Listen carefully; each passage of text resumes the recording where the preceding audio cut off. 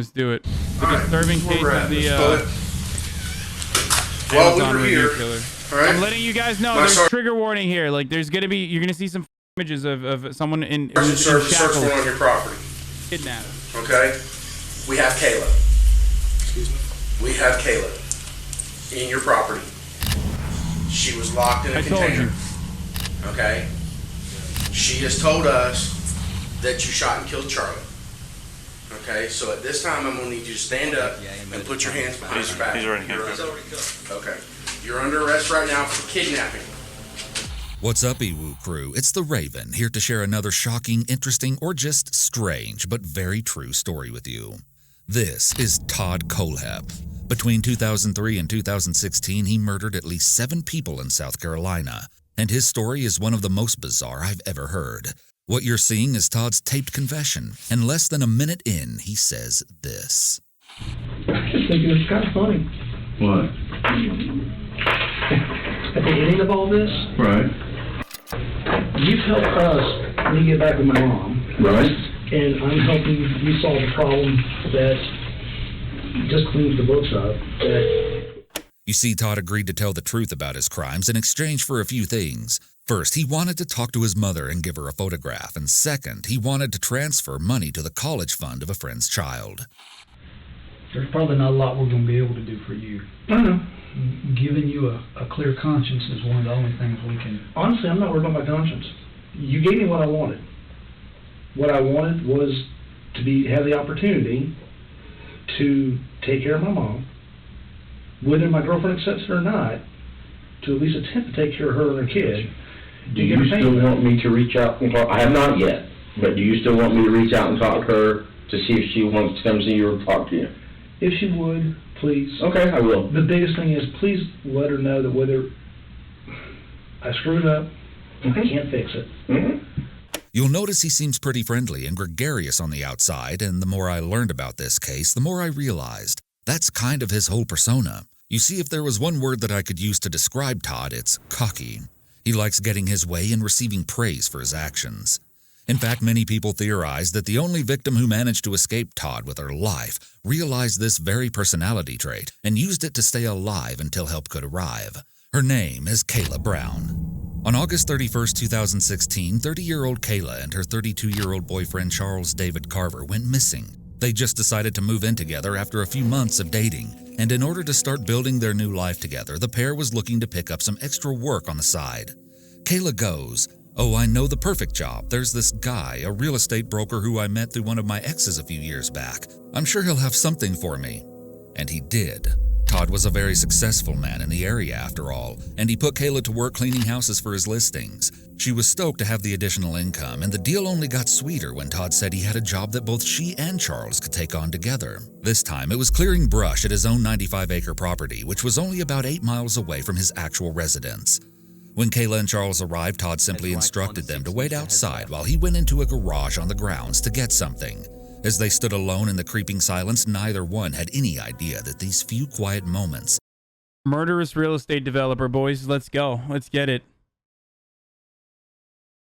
That's what I'm talking about. Nope, not Marjorie Taylor Greene, okay? But this guy instead. Been watching on YouTube for a long time, but 2 months subbed on Twitch. Smiley face. Out in the middle of nowhere, Least were the last psychotic they'd ever landowner? spent together. Over the next few days, the couple's loved ones started to grow concerned. Kayla's friend knew something was off when all her calls and texts went unanswered. But even when she visited Kayla's home and left notes on her car, there was no response. Charles was very close with his mother, and they talked every day. So when she stopped hearing from him after August 31st, she quickly reported him missing. Soon enough, the couple's apartment was checked, and although they were nowhere to be seen, their poor dog was inside all alone without any food or water. This just wasn't like Kayla or Charles. Something was seriously wrong. But even when the two were reported missing, there was virtually no trace of where they could have vanished. And then something really weird happened. Charles posted on Facebook. That's right. All of a sudden, just like nothing had even happened, Charles was back on social media with posts informing his friends that he and Kayla were expecting a child, that they had bought a house together, and that they were now married.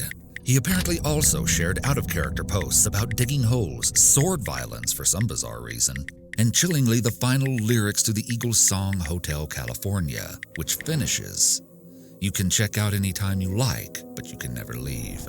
He shared strange posts like, "I wonder if I said hello, how many people would say it back? Let's try it. Hello." What color ribbon supports the cure for people who can't keep their nose out of other people's business? And sometimes late at night I dig a hole in the backyard to keep my nosy neighbors guessing. These all seem to be aimed towards deliberately provoking Charles's friends, and on this last post people commented, "Is that what you did to Kayla and the real Charlie?" And, "Are you hinting at what you did with them?" To make things even weirder, Charles's account was sharing and liking the missing persons pages set up by the couple's families, even promoting a fundraiser that hoped to hire a private investigator to look into the disappearances. None of this sat right with, well, anyone. The grammatically incorrect and mean-spirited post didn't sound like Charles at all. Not to mention the real Charles was barely ever active on Facebook before all these sudden posts. The account at one point even posted an old picture of the couple captioned, "We're fine," which was soon deleted. On October 1st, a concerned friend commented, "Where the hell is Kayla Brown?" To which Charles's account responded, "Kayla is with her husband Charlie. Why can't she have any contact with us? And who is this? She doesn't want to." I don't believe that. I know Kayla. She's not going to just run away from everyone. You or her should at least let someone know she's alive. The people that need to know that we are okay know that. If you look at the timestamps on these comments, they're only minutes apart. Whoever was replying wasn't even taking the time to carefully think out these cryptic responses. One friend shared that they were sent a disturbing message from the account reading, "I'm just missing to everyone else. We are both okay. There's only one person that knows where we are, the person that means the most to me and Kayla. She knows where we are, and we are coming that way forever." Well, as you can probably guess, this wasn't Charles using his account at all. It was Todd trying to throw people off his trail, buy himself some time, or maybe, just maybe, he was doing this purely for the fun of it, like a little performance he got to put on. And the further we dive into his life, the more you'll see that Todd definitely cares a lot about how— Okay, this one is fucking insane, dude. I mean, most of them are fucking insane, but like, this one is somehow more insane. I feel like I say this all the time. Like every time we fucking watch, every time we watch one, it's like it gets worse than the previous one that we had watched. It's the most psychotic thing, dude. Like fucking acting like the victims themselves. Like this is like the modern day equivalent of what like those other dudes would do when they would like cut the fucking heads and like recreate scenery with their victims and shit. having all the attention on him. But now, let's go back to what really happened that last day of August when Charles and Kayla showed up on the property. After going inside, Todd had suddenly re-emerged from the door, but the friendly facade that he was known for in town had completely drained. Now, he was dead serious, and as Kayla and Charles looked down, their hearts sank at the realization that he was holding a gun. Before they even had time to process what was happening, scream for help, or run, Kayla says that 3 bullets were fired, right into Charles's chest. Kayla's whole world screeched to a halt, and she could do nothing but watch. She knew in this moment she was trapped, all alone on the expansive property of an unpredictable killer, one who absolutely nobody in town would ever suspect to be hiding such a horrible secret. She was utterly silent and still from shock as Todd grabbed her, placed her in handcuffs, and then led her inside of a dark metal shipping container. This would become her prison. She was chained by the neck, ankles, and hands and would spend all day inside the box, except for 1 to 3 p.m. and 5 to 7 p.m. At those times each day, like clockwork, Todd would come retrieve her, bring her inside of a 2-story garage on the property, and force her to perform sexual acts. She would be fed, allowed to use the bathroom once, and given a small container of water to clean herself. She looked for any opportunities to escape, but they never came. For Kayla, time was running out. This was the hell she lived in while authorities were trying to piece together the puzzle of where she and Charles had disappeared to. All the while, Todd's posts on his own Facebook account were getting weirder and weirder, and looking back, his strange and cynical words are very telling. He had some generally questionable posts like this one from September 15th, 2 weeks after Kayla and Charlie went missing. Reading the news, this person is missing, that person is missing, another person is missing. Oh wait, that person just went to the beach with a friend. Another person found with her parole violation boyfriend. In the event I become missing, please note no one would take me. I eat too much and I'm crabby, they would just bring me back. On September 26th, he once again took to Facebook to rant. In my family, you get backhanded for talking back or being disrespectful. Wonder what the punishment would have been if I had looted, burned cop cars, and threw stuff at people. When I messed up, Mom beat my ass. Stepfather beat my ass when he got home. Next time I went to my grandparents, I got my ass beat. You just didn't act up. These kids and adults just don't know. Damn shame, too. They might learn to appreciate if they did. Needless to say, the hypocrisy of this post is pretty ironic considering all the horrible things Todd's done in his life. On September 30th, he posted, "Just admit it, you look at the news, you see the political crap and the school shootings and just general WTH is going on. Zombie apocalypse is starting to look better and better every day." On November 3rd, he shared a post that really shows just how quick his fuse was, how he viewed almost every interaction through an angry lens, and really how much he loathed others, or maybe just felt better than everyone else. "We need Ebola to come as a huge snowstorm, wipe out half the population, then melt away. Just tired of entitlement, rude-ass people for no reason, people who race to cut in front of you to slam on the brakes to make right turns, and that motherfucker that stands in the aisle at the grocery store, and dude, you know who you are, that blocks the aisle checking out the microbrews and blocking everyone on their way to their Michelob. Big move." Notice how incredibly furious Todd gets when he feels that he's been personally slighted by random strangers. Remember this because it will become extremely important later on. But despite Todd's obvious temper online, nobody would have expected in a million years what skeletons he had tucked away in his closet. It wasn't until authorities got a search warrant to access Kayla's Facebook account. Bro, this motherfucker is just literally the most normal conservative, okay? This is just like, he's just boomer posting like a conservative.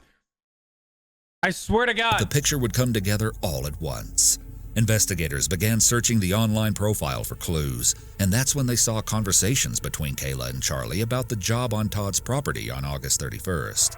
Now police knew what they were doing on that crucial last day, and when they went to trace the pair's phones, their worst fears were confirmed. Neither Kayla nor Charlie. No, the best part is like, yeah, if I was rioting, listen here, if I was fucking rioting, dude, I'd get so fucking owned. If I was out here riding, dude, it's like, dude, what do you mean? You literally kidnapped and murdered people. Murder time.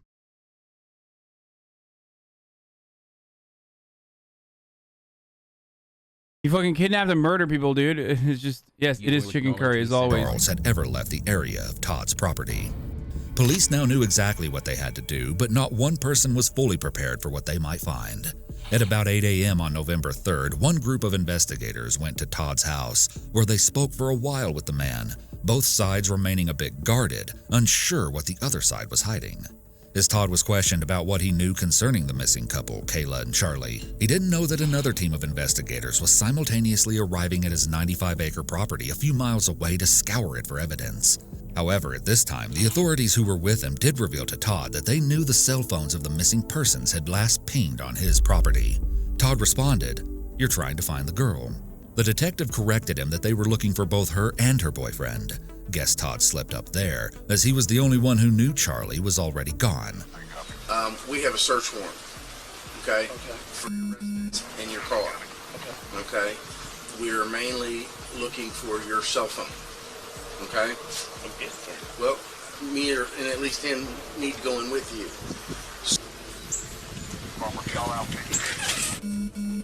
Meanwhile, not long after arriving on Todd's expansive rural land, the other team of deputies drove down its long gravel road and came upon the two-story garage.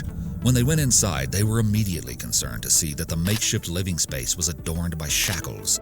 But then they came upon the thing that fully stopped them in their tracks. In the bathroom, inside of a lone wastebasket, was a pile of hair clippings, reddish-brown in color. They warily headed back outside to continue the search, but as the investigators came across Todd's looming shipping container and went to take a closer look, they were suddenly chilled to the bone by a strange noise. Someone was banging on the walls from the inside, and they were screaming desperately for help. In that moment, the whole atmosphere changed. Deputies rushed to open the doors, but the container was tightly sealed shut by 5 heavy padlocks. This unforgettable video captured the few tense minutes where everyone held their breath, as a few men cut and pry open the locks, and then, finally, they were in.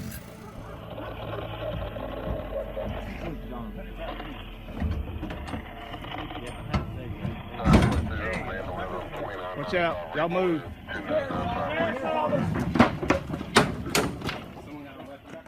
The dark box was littered with supplies and crime novels, and in the very back, chained to the wall by her neck, sat a despondent Kayla.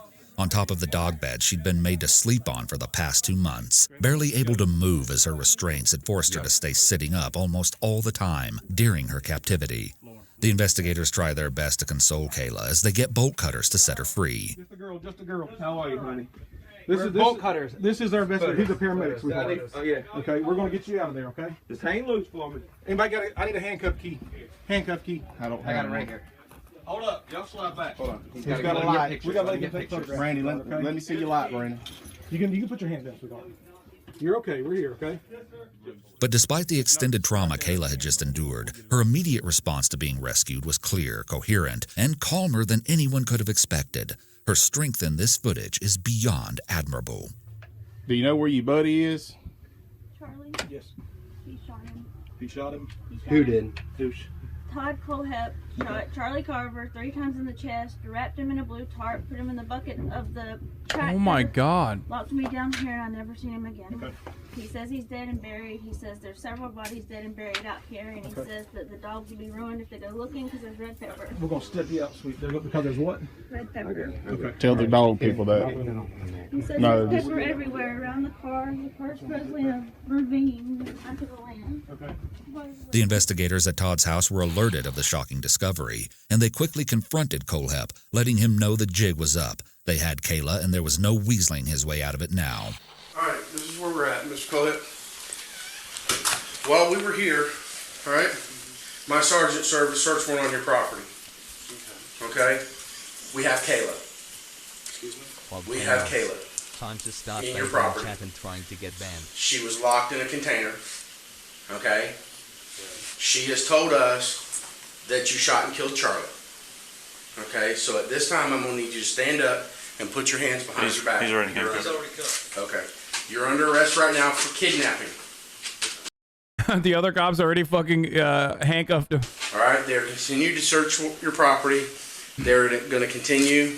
They got cadaver dogs down there.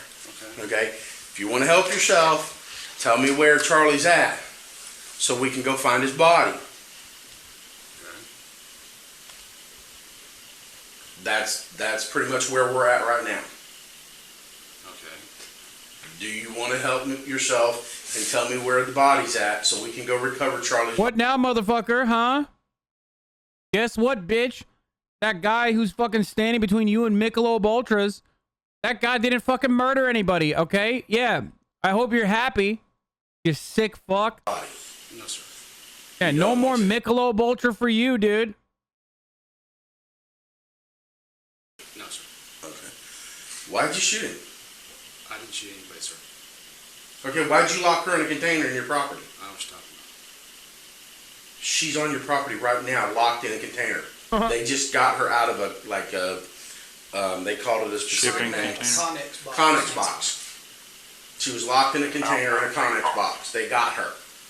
We have investigators. We have like 20 investigators on your property right now. Okay. And they have found her in the Connex box. So she never left your property. Okay, you locked her in the Connex box, and she has told investigators that you shot and killed Charlie. Okay, so I'm trying to give you an opportunity to help yourself and help us, help you find this. Wow, this is a really good defense, dude. He's putting on a really solid defense. It's called the I don't know what you're talking about technique. Okay, very effective. Very, very effective. I mean, wow, my God, dude. Body. Because she's saying Charlie's body, you buried Charlie's body on that property. No, sir. So you're saying you didn't lock her up, you didn't put her in the Connex box or anything? No, sir. I'm gonna need an attorney. Probably a good thing. Go ahead and put him in the back of your car. Sir. Watching this clip, Todd seems almost frozen by disbelief, like he never thought he'd actually get caught. Authorities soon discovered Charlie's car also on the property, which Todd had spray painted and covered in debris in order to conceal it. Are you fucking kidding me, dude? That's all he did? Bro, I swear to God, like, I guess you could literally fucking get away with this shit if you're rich enough and if you have a big enough property and like depending on what area you're doing this, you know what I mean? Spartanburg. But he didn't even fucking try, dude. He was just like literally trying to. The only thing he tried was get caught. Where's the car? I don't see it. Okay, stop. Where's the car? I don't understand what you're saying. Where'd it go? Fuck, I almost caught the car. Now I don't know where it is. It's kind of weird to me that Todd seems to consider himself a criminal mastermind and thought out all these ways to keep his dirty deeds secret, but he didn't even seem to consider the possibility that authorities could ping the victims' phones and find him that way. One sergeant would later say that he feels Todd wanted to get caught so he could have an audience and tell people about his awful Wait, why the fuck didn't they do that ahead of time? Wait. Why didn't they do that for months? crimes. I might have to agree. As she rode in the ambulance, Kayla would reveal more heartbreaking details of her time trapped with Todd. One of the things I found... But Todd was right.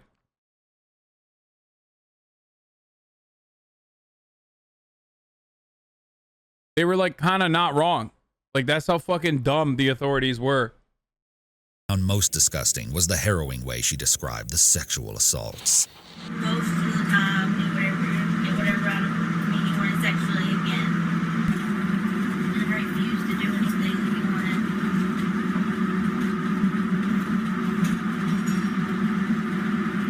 If I said no, he didn't force himself on me because he said he didn't believe it. But he made it very well known why I was there.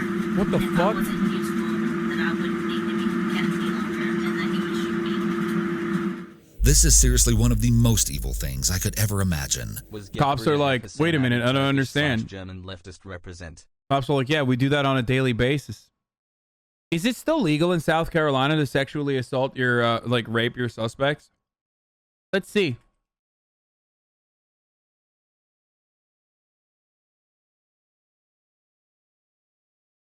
Yes, chat. For those of you who don't know, sex under coercion is rape.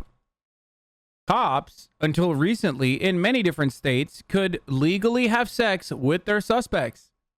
Yes, people that they've arrested.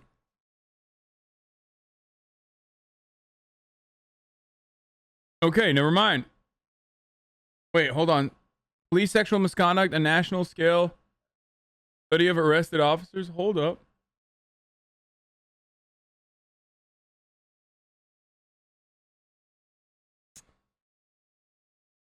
Ron Watkins at it again. Love you, Hassan XOXO.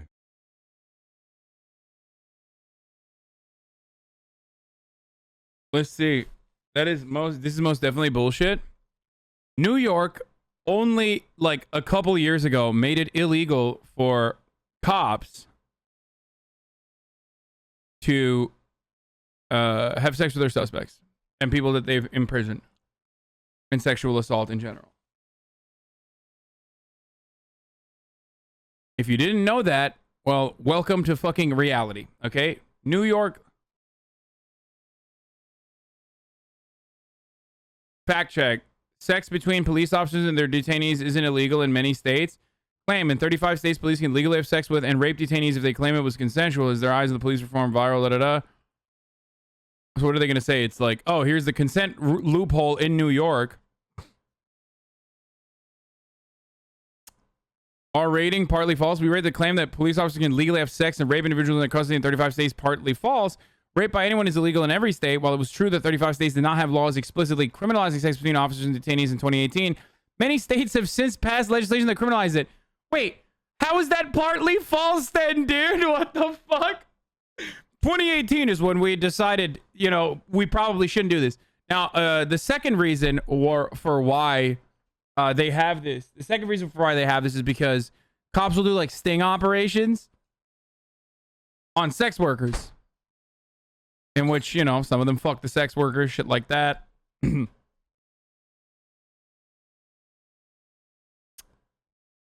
I love this, like, partly false. Literally in the description, it says, well, it was true until 2018, dude.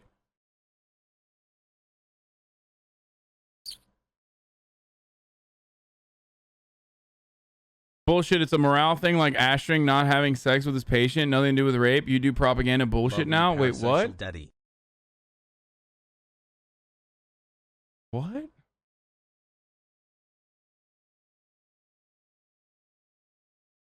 What the fuck? Misgive sister?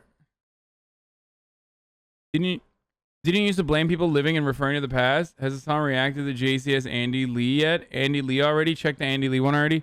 Oh, this guy just only wants to fucking watch me watch murders and shit. Okay.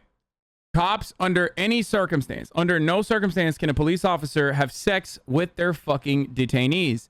That is a coercive state in which the detainee is literally being raped.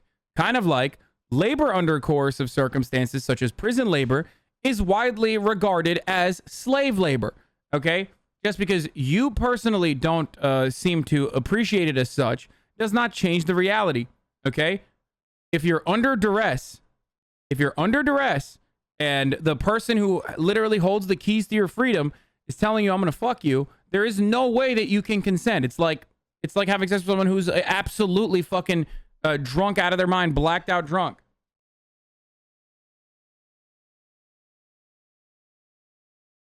He's leftist, so he's good. What the fuck are you guys, communists or what?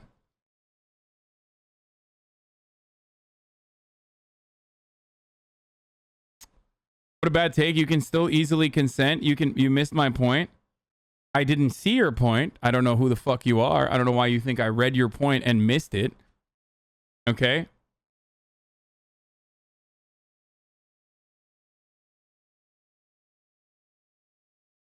I don't know why you guys are literally not understanding the point I'm making. In this situation, the Amazon review killer was saying, hey, I'll just kill you if you don't fuck me. But if you don't want me to fuck you, then, you know, that's fine. I'm not going to fuck you because I don't believe in rape. And the reason why I drew a parallel is because that same coercive element, the duress built into the situation within a kidnapping, is literally the exact same as a cop being like, hey, you know, I'll fuck you. It's all good. Maybe you want to get out. I'll fuck you. It's literally the exact same power dynamic. You have robbed someone top of the hour when of their freedom. Doesn't matter if they're like justifiably robbed someone of their freedom or not. Ultimately, the sentiment is you've robbed someone of their freedom.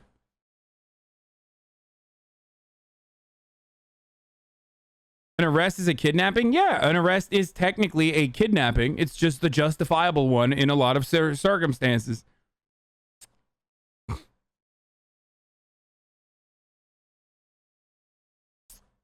All right, let's keep going. Not only did he do unspeakable... Yes, an arrest is a legal kidnapping, by the way. Yes. ...things to her without her consent, but it seems like he somehow managed to convince himself that this was not assault, probably in order to feel less guilty and pathetic, and in turn make Kayla feel even more worthless. Simply unbelievable.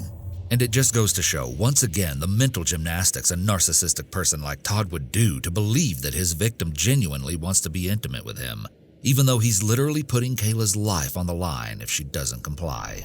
He apparently also told her that Stockholm Syndrome would kick in and she'd be happy with him, and that he'd planned to build a soundproof room for her to... Oh my god, these guys like exuding Redditor energy, dude. Actually, I read somewhere that Stockholm Syndrome will kick in and you'll start enjoying this. It's like, dude, fuck you, dude. ...live in long term. Kayla also revealed that Todd liked to brag that he was a serial killer and a mass murderer, and that his dream was to get his body count in the 3 digits since it was supposedly only in the high 2 digits so far. Just listen to these bizarre claims that Todd allegedly boasted about to Kayla. He said if I was a good girl, he'd teach me how to kill and I'd get to be his partner.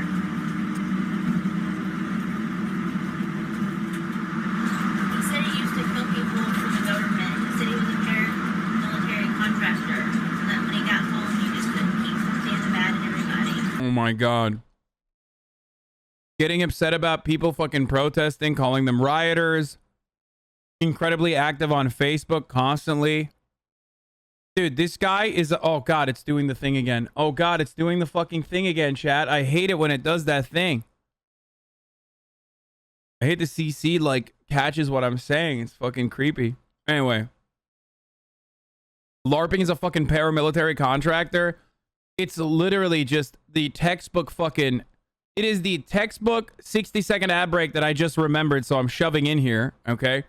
But he is literally the fucking textbook conservative on the internet. He's like, yeah, I'm a paramilitary guy. You know, I kill people. He's like, no, you fucking didn't. You're a real estate developer.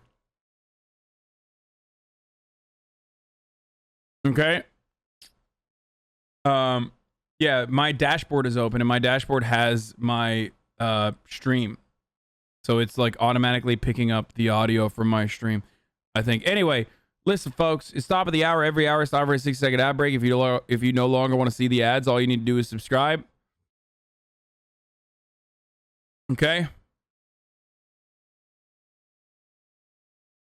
You can subscribe for $5 or for free with a Twitch Prime. Or you can use an ad blocker or a VPN. However, Twitch Prime is free if you have it. Here's the ad break now. Let's keep going. I really don't know where the whole killing people for the government thing comes from, but I'd guess it was just a fabrication Todd made up just for the sake of attention. So this was the big case that finally put Todd Kohlhepp behind bars. Yeah, this guy's unaware of like conservative rhetoric. That's why he doesn't get it. Conservatives do this shit all the time. But as authorities continued speaking with him, they would discover that the rabbit hole of Todd's life was far deeper and darker and more evil than they could have ever imagined. First of all, shortly after being taken into custody, Todd would lead police to a site on his property where 2 more corpses were found. Authorities were shocked to unearth Johnny Coxey and his wife, Megan McGraw Coxey, a young couple who had been missing since December 2015. Autopsies revealed that Megan died from a gunshot wound to the head while her husband received a fatal wound to the torso. To make matters even worse, while it was determined that Johnny had been killed immediately, Megan had been kept alive for 6 days before Todd brutally murdered her on Christmas. Upon further research, it appears Megan and Johnny had just been released from jail shortly before they went missing, and with various sources reporting that they had a history of panhandling and that their baby tested positive for heroin, you kind of get the feeling that Todd specifically preyed upon people he knew were at a bad place in life, and particularly vulnerable. Now, Megan and Johnny may have had problems of their own, but of course when Todd told the story of how they died, he framed it in a way that made him look like the good guy in the situation. Well, sort of. Todd gave investigators this play-by-play in his confession. You picked them up at Blackstock, and you know what? You picked them up at Blackstock and Reeville Road, I think you said, and then... That's, well... Okay, no, where's sir. the start? I met her there. Okay. Got her number. We talked on the phone for a brief moment. Okay. Then I met them later on at that next to Ricky's Hot Dogs BQ's parking lot. They walked across and spoke to me there. Okay. I almost thought she was going to hit on me to actually, come on, shove the $90,000 in our car. Don't you guys feel any embarrassment being trash and chatting in TTS all day and being full of shit while Hasanabi trying to give us juicer content? A lot of you guys are being a disgrace to me. And to others who are trying to enjoy the stream. You people make me sick. Is that an XQC juicer copy pasta? Because I love that. I wish more chatters said stuff like that. But that's not what I was there for. I got you. I'm going to tell you, our meeting looked shady as shit. I understand. I mean, I got you because you show up with that. In that parking lot? Yeah, and her, kind of the way she was. I understand what you're talking about. Basically offered her the job, offered to let him go in and come work as well. The next day, this was over several days. The next day, she was in the paper, mugshots.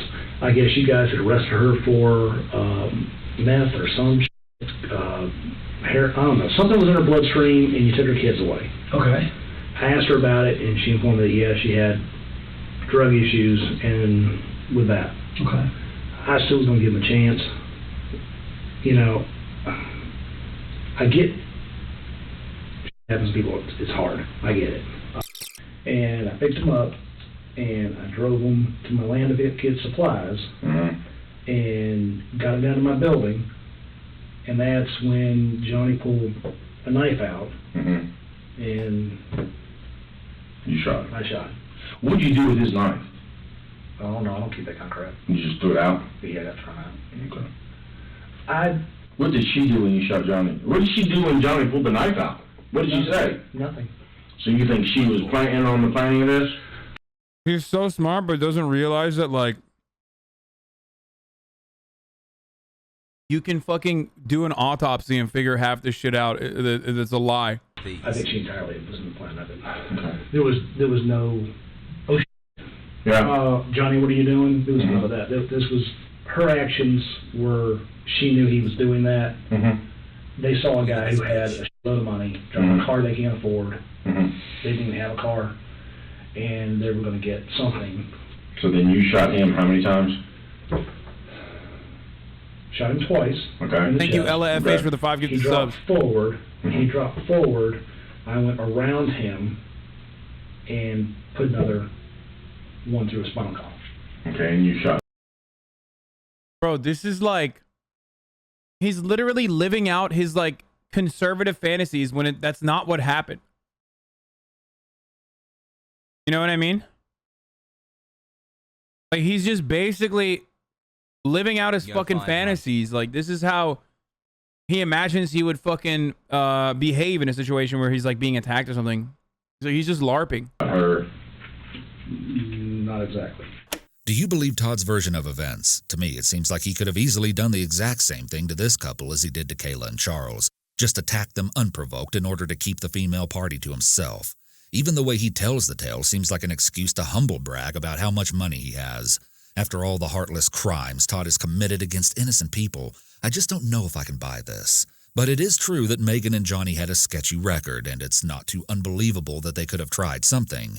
Either way, I really doubt that Todd was very upset when he got the opportunity to kill.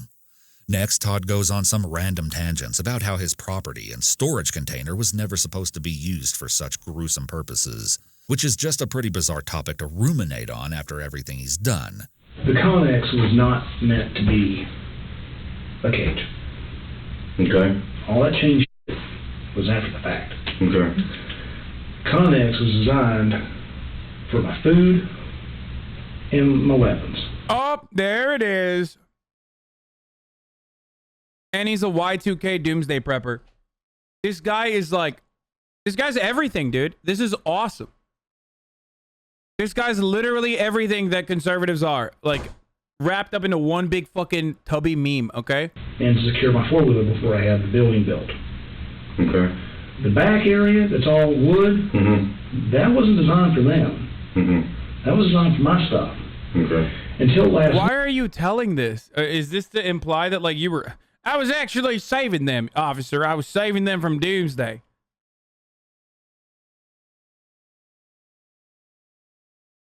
Saving them from Y2K.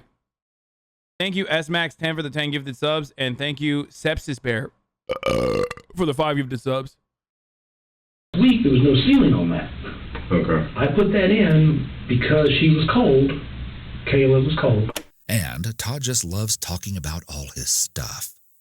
I went down to the Connex, cleaned out the back area because I had all in there. And at one time, those ammo racks weren't there. The ammo rack was Can you spell out my name for the 5 gifted subs? Pistol rifle. Okay. You know, I had chain around. There's lots of chain in that building. I use chain for all kinds of shit. There's chain in the woods where I've got trees. I don't understand. Like, is he trying to get credit? Like, is he trying to be like... I just don't get it. Like, is he trying to get fucking credit for... what do you call it? For not, like, murdering her immediately or something? Like, he's like, oh, you know, I took care of her. She was cold, so I decided, like, you know, she should no longer be cold. So I put a roof over that Connex.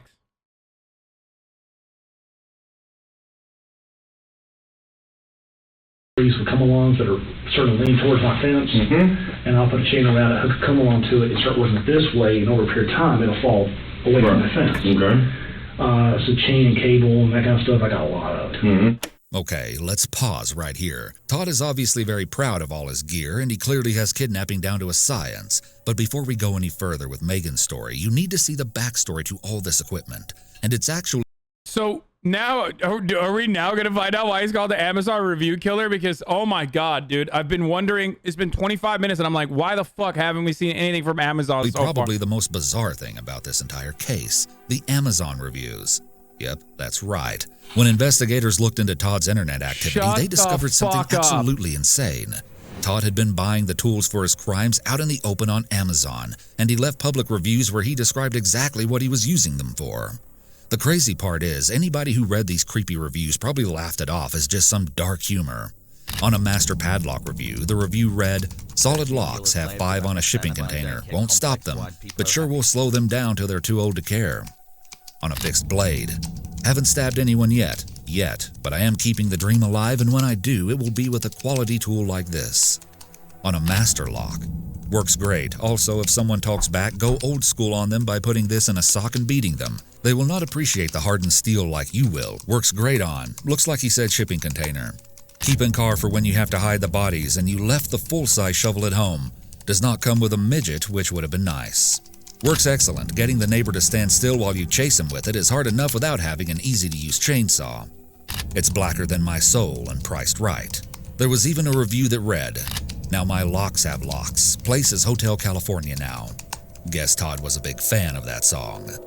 What would you have thought if you saw these on Amazon? Would you have been concerned or just brushed it off? Either way, all of Todd's reviews just further demonstrate how smart and funny he fancies himself as, and how much he wanted to brag about his crimes, even if he had to do it in this roundabout way. But moving forward with Todd's 2015 crime, this next clip is very disturbing and disgusting, as Todd describes how he decided what to do with Megan. It really feels like he views his victims as nothing more than objects which he can dispose of whenever it gets Hello, Hasan XQCL. Can you say XQCL? Say it now? No. I will not say it. Convenient for him. I didn't know what to do with her, man. One side, I really wanted to drop her. The next side, I really... I kind of wanted to save her ass. Let me back up real quick before we go that far, because we were talking about Johnny. Okay. The girl that was with Johnny, did you shoot her? Not at that time. Okay, what happened with her? She panicked, but then I told her to sit down. She sat down. Mm-hmm. Went ahead and cuffed her, patted her down, told her I wasn't going to hurt her. She calmed down, and I actually took her to the Connex. No, that's not true. I had her lay there for a while. I didn't know what the hell to do with her. I didn't want her in my Connex because I had stuff in there. I didn't know what the hell to do with it. Putting her around with my guns is not a good move. No, I understand that. I actually had to go... For the first time I ever had a little bit of a panic of what the hell do I do with her. Put her here, put her there, drop her, what the hell do I do? Do I call the cops? I got illegal guns. I told her I wasn't going to touch her, wasn't going to hurt her, wasn't going to to her. Just calm the hell down and let me sort this shit out.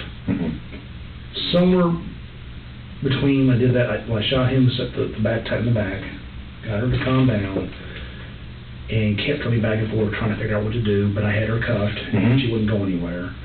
Eventually, I went and, I want to say I left her on that floor for a while. I left her on that floor cuffed.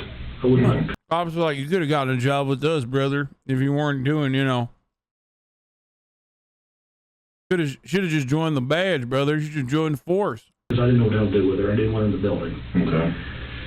Got the tractor, got it out of there, picked the body up, and was trying to figure out what the hell to do with it. This is Johnny's body? Yeah. Okay. Like I said, I was having a little meltdown. And listen to how much more concerned he is about losing his sanctuary than he is about murdering people. The land was supposed to be my... Sanctuary? Yeah, not my killing field. Right. I understand. Not meant to be my killing field. It was supposed to be the place where I go to relax and get away from people and not deal with this shit. This killing really bothered me because it was such needless. This is called the technique, where all you do as a cop is say over and over again as the murderer reveals every single minute detail of his life. Hell, I was giving him money. Why were you robbing me? He thinks this violence was all needless and stupid. Pretty ironic considering all the people he's killed out of petty personal grudges.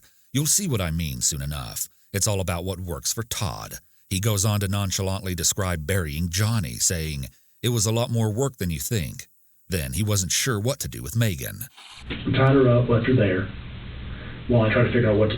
I didn't know what to do with her, man. Right. Got rid of Johnny, came back, left her there, went and got food, fed the girl. Fed her after she tried to rob you? Man, what are you going to do with her? I don't want to shoot her. I understand. I mean, I can't have some crazy bad woman going back. I mean, she was going bipolar left and right. She wouldn't calm down, like... Oh, she finally calmed down. But she was talking to me, and first she had drug issues. Right. And then she kept going off the deep end with weird shit and kept talking, and then she kept telling me that she had manic modes or some sort of bipolar lithium crap, I don't know what the hell it was, where, she was up, down, up, down, up, down. So she didn't mellow out like Kate. She did finally calm down, but she wasn't upset. What made you decide to shoot her? I'll get to that. Okay. It's clear from the way Todd tells this story, almost with a sort of glee, that he has no remorse. Even here, when the investigator tries to get him to cut to the chase and tell them why he shot Megan, he just said, "I'll get to that," like this is some juicy drama he's been dying to share. Then he complains about all the stuff he bought for Megan while keeping her captive. I wasn't going to shoot her. Okay. I was going to give her money. I don't know why the hell she went the hell off. I held her, I hate the kidnapping part. I get another one. I held her there for a couple days. How many days? 5 or 6. Every other damn day, she wanted Little Caesar's Pizza. I hate that shit. It always gives me heartburn. Little Caesar's Pizza, not Mountain Dew, Dr. Pepper, cinnamon rolls, and friggin' Newports. If you go down to my building, you'll find an unused package of Newports that I bought for her, and then she went back. She tried to light my damn building on fire. Do you know how? In the back of what building? The Connex. And then this part is just kind of weird. While telling the investigators where they can find the cigarettes he bought Megan in the storage container, he says something extremely weird and unprompted. Oh, there's a collar in there? That collar was Kayla's. Neck collar? Yeah, she had me order it. She asked you to order it? Yes, sir. Okay. We'll get to that in a minute. Didn't use it, because after it came in the mail, I looked at it and went, oh. Okay. That's shit for me. It's a stainless steel collar with, like, hooks for putting, like, locks on. I mean, dude, it's like having I don't treat my dogs that way. Okay, so let me explain the backstory for this one, because it's really strange. And I was very confused at first, too. Todd actually claimed that Kayla had been writing letters to him while she was in captivity, asking for intercourse, with Todd himself even telling a reporter, "I'm not saying she's not a victim. She's not the victim she portrays. I mean, it turned into 50 Shades of Grey with bodies." So I guess that's where this supposed collar comes in. Because you made this comment to me, sorry to interrupt, but you made this comment to me, and I believe you. You didn't do it. No, sir. And I believe you. And I talked to the solicitor about that. And I told him what you told me. I said, he's made the comment to me, solicitor, he'll plead to everything. But he's not pleading to because he didn't do it. I said, he told me that he's admitted to everything he's done. He's willing to take the responsibility for it, but he will not take responsibility for the kidnapping. I said, but he will not take responsibility for it because he did not her. That anytime they had sex, it was consensual. She had the choice, and she actually initiated it at times. And he said, okay. I said, so we're going to need to re-interview her, and we're setting that up. We're going to do that this week. I told him, I said, I gave him my word that we would re-interview him, and we want to re-interview her because I think it needs to be done. She had me get her vibrator, the TV, the DVD player, the MP3 player, the coloring books. Coloring books? Adult coloring books. Okay. Dude, I didn't question. It got her to shut up and got her to roll over. That led me to something else. You said the satanic book? Yeah, what the hell, man? I've never... Let me ask you this. The mattress is up against the wall, and we did that, looking to see if there were any weapons in there. There was a bag. Yeah, did you ever spend the night there with her in the bed? Like stay the night, you and her in the bed, overnight? Never stayed the night. Okay. We spent a lot of time on the bed. She wanted the comforter thing that was on the floor. That was her idea. That was her submissive kitty bed. Her kitten bed. Man, it drove me out. All of a sudden, I put the collar thing on her. And they found that. They were like, what? They thought it was for a dog, you know. Well, now the cage It was up there. It was in pieces. That I built, and it was originally meant for my dogs. Right. No, I'm talking about the collar, the metal collar thing you told me about. That I ordered off of one of the websites delivered, and I got it because she requested that as opposed to me putting the chain around. And I got that and went,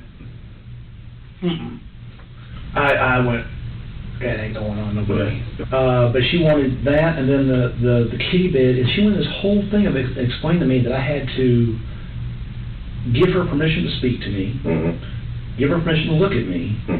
Dude, I don't do all that control. You know, I'm like, ask Ashley. Ashley's never had to deal with any of that crap. Yeah, it was just, I don't know, she had all this stuff, she kept asking for this kind of stuff, I got it, and she wanted, it's a big black book, about that deep, like $23, that damn book, and it's the Enchanted Sorcery, something like that. It's the how-to guide to be a witch. Dude, I just figured she'd need the damn book to shut up for a while. Kayla has before asked me to beat up people for her, or use my resources, which she thinks my resources are go get someone killed. Really? Yeah. With people that she doesn't like. Have you do it, or have you hired somebody to do it? Yes. Both? Yes. Okay. Matter of fact, read my Facebook, it may be on there. Really? Yes. How long ago was this? Well, I blocked her after all this so that it wouldn't know, because I mean, literally... Well, we have her Facebook page. Then you have it. Okay. It'll take you forever a damn day to go through it. Okay. But go back to the messages. Really? In her phone messages. She supposedly had money in her car, and the guy took her money, but that's full. And then she wanted me to either use my resources to either have him killed, or beat up. I believe he was beat up, but she wanted me to use my resources to have him off or go do it. Kayla uses that thing between her legs to get dumbasses to go do stupid. And that's what I'm trying to say, that she's going to use that to get Dustin hurt. So, yeah, I'm just going to leave it at that out of respect for the victim. But I haven't seen any of those letters or anything to suggest Kayla was there consensually.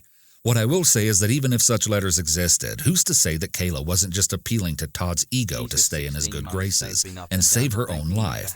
After all, she herself has stated, I realized it was easier if he thought things were going his way, so I made him think whatever I had to.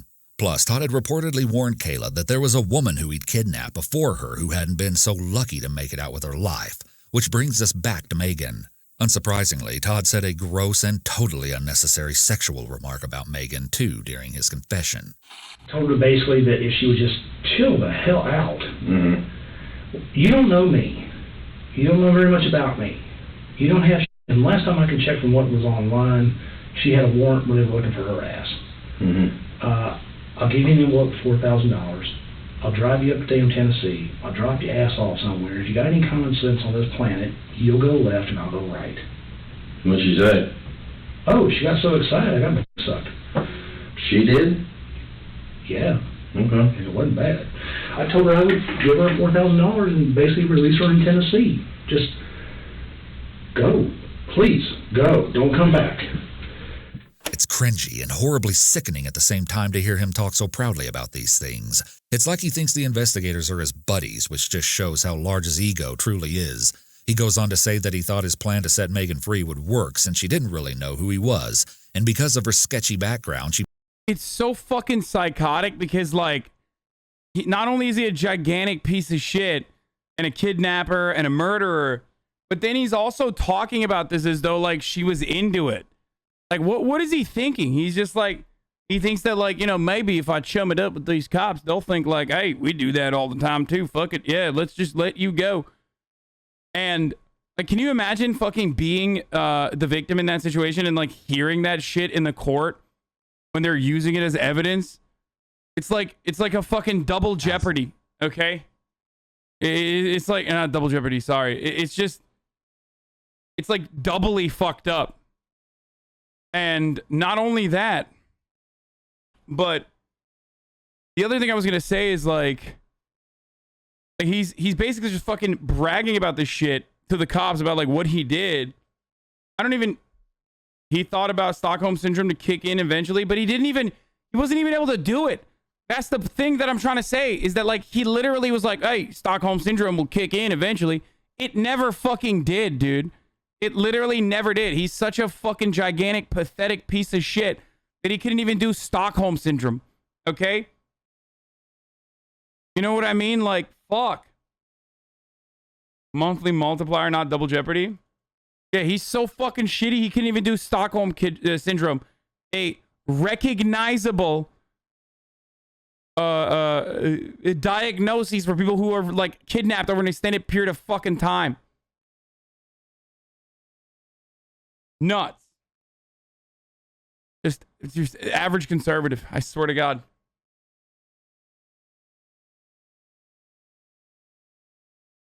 You're such a big streamer. Oh my God, what the fuck? I never seen such a big streamer minus Iron Mouse, but compared to you, she's nothing. Dude, are you familiar with this platform that you're on? There's like... So unlikable he can't even trick people into liking him. Yeah, he's so unlikable that he couldn't even fucking get like Stockholm Syndrome to kick in for the person. Wild. It's...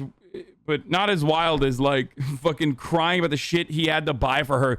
You know, I was buying all this shit. It's like, dude, here's a really easy way to avoid that, okay?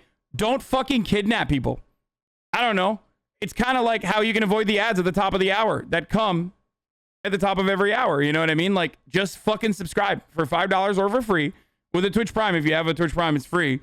Like, you will avoid the ad break. You know what I'm saying? Like, or you could use an ad block or a VPN. There's like many different ways that you could do it. It's like, don't kidnap people if you don't want to buy them shit, or you know, subscribe to the Twitch Prime for free if you want to avoid the ads. This is how it works. Here's the video You now. probably wouldn't want to go to law enforcement for help, but somewhere along the line, Todd changed his mind. So with Megan, you made her the offer of the $4,000. Keep your mouth shut. I'll take you to Tennessee. Drop you off and leave you. Drop you off and leave you. You go one way, I'll go the other way. Totally. What made that change? What happened? What do you mean, what made that change? Well, she ended up dead. Oh, you mean what word proceeded? Yeah. That makes sense. I wanted to get rid of her. The weather went. Mm-hmm. We were having sleet. It was right before Christmas, man. We were having sleet. We were having rain. Mm-hmm. The weather went to shit. Okay. And I still had to find a way to get away from Ashley, my girlfriend, long enough to get up out of work, get this person to Tennessee, drop her off, and get home. That's not just a couple-hour trip. No. And if I'm dropping her, it ain't gonna be at the border. Mm-hmm. We're going north to Nashville. I want her way the hell away from me.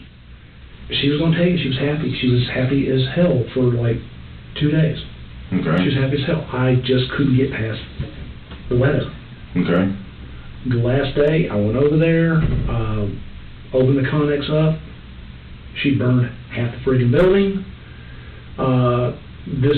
She took my ammo racks and grabbed them and did this. Oh, I'm gonna tell you, I'm not for such a little. Mm-hmm. Damn. So then what happened? Well, there was ammo everywhere and stuff everywhere, and she broke the fan. I got her a fan. She broke the fan. Mm-hmm. Prime, man, you just can't beat that. They're 2-day shipping. There's a fan there now, but it came as a 2-pack. Mm-hmm. I had her those to get air ventilation. Mm-hmm. I got lanterns for her so she had light. Mm-hmm. I did the best I could to make it Right. somewhat livable. Mm-hmm. Got her blankets, got her pillows. She lit the damn thing on fire. I'm surprised she didn't asphyxiate. That's what I was thinking. I'm surprised she didn't. Mm-hmm. When I walked in the building, I mean, I was choking.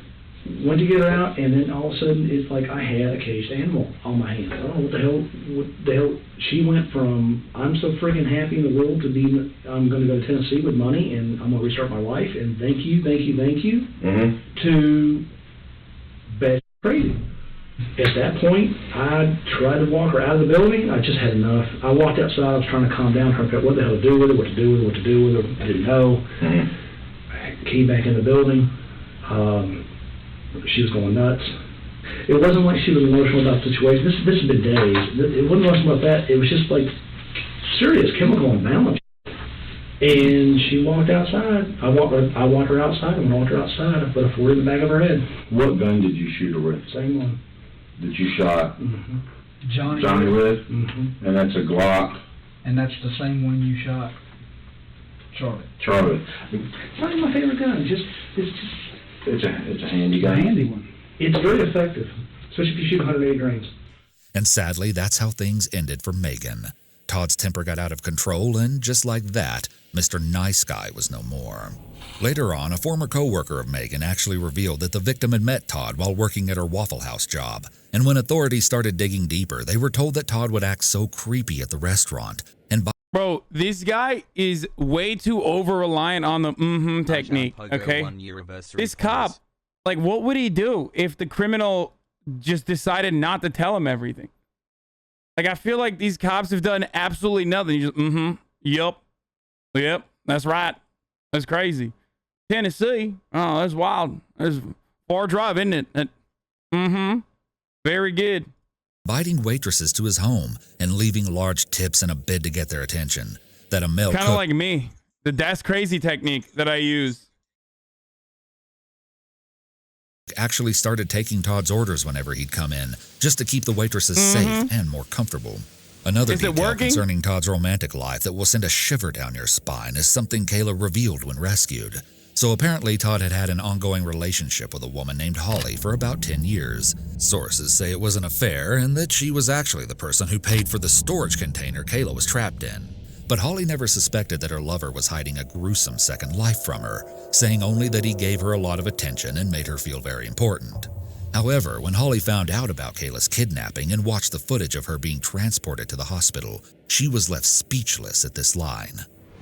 Some girl named Holly, he's supposedly planning to kill her. Who knows how many more victims could have fallen prey to Todd if authorities hadn't stepped in to stop him. Even Kayla could have been days or hours away from becoming another voiceless victim of Todd's unpredictable wrath.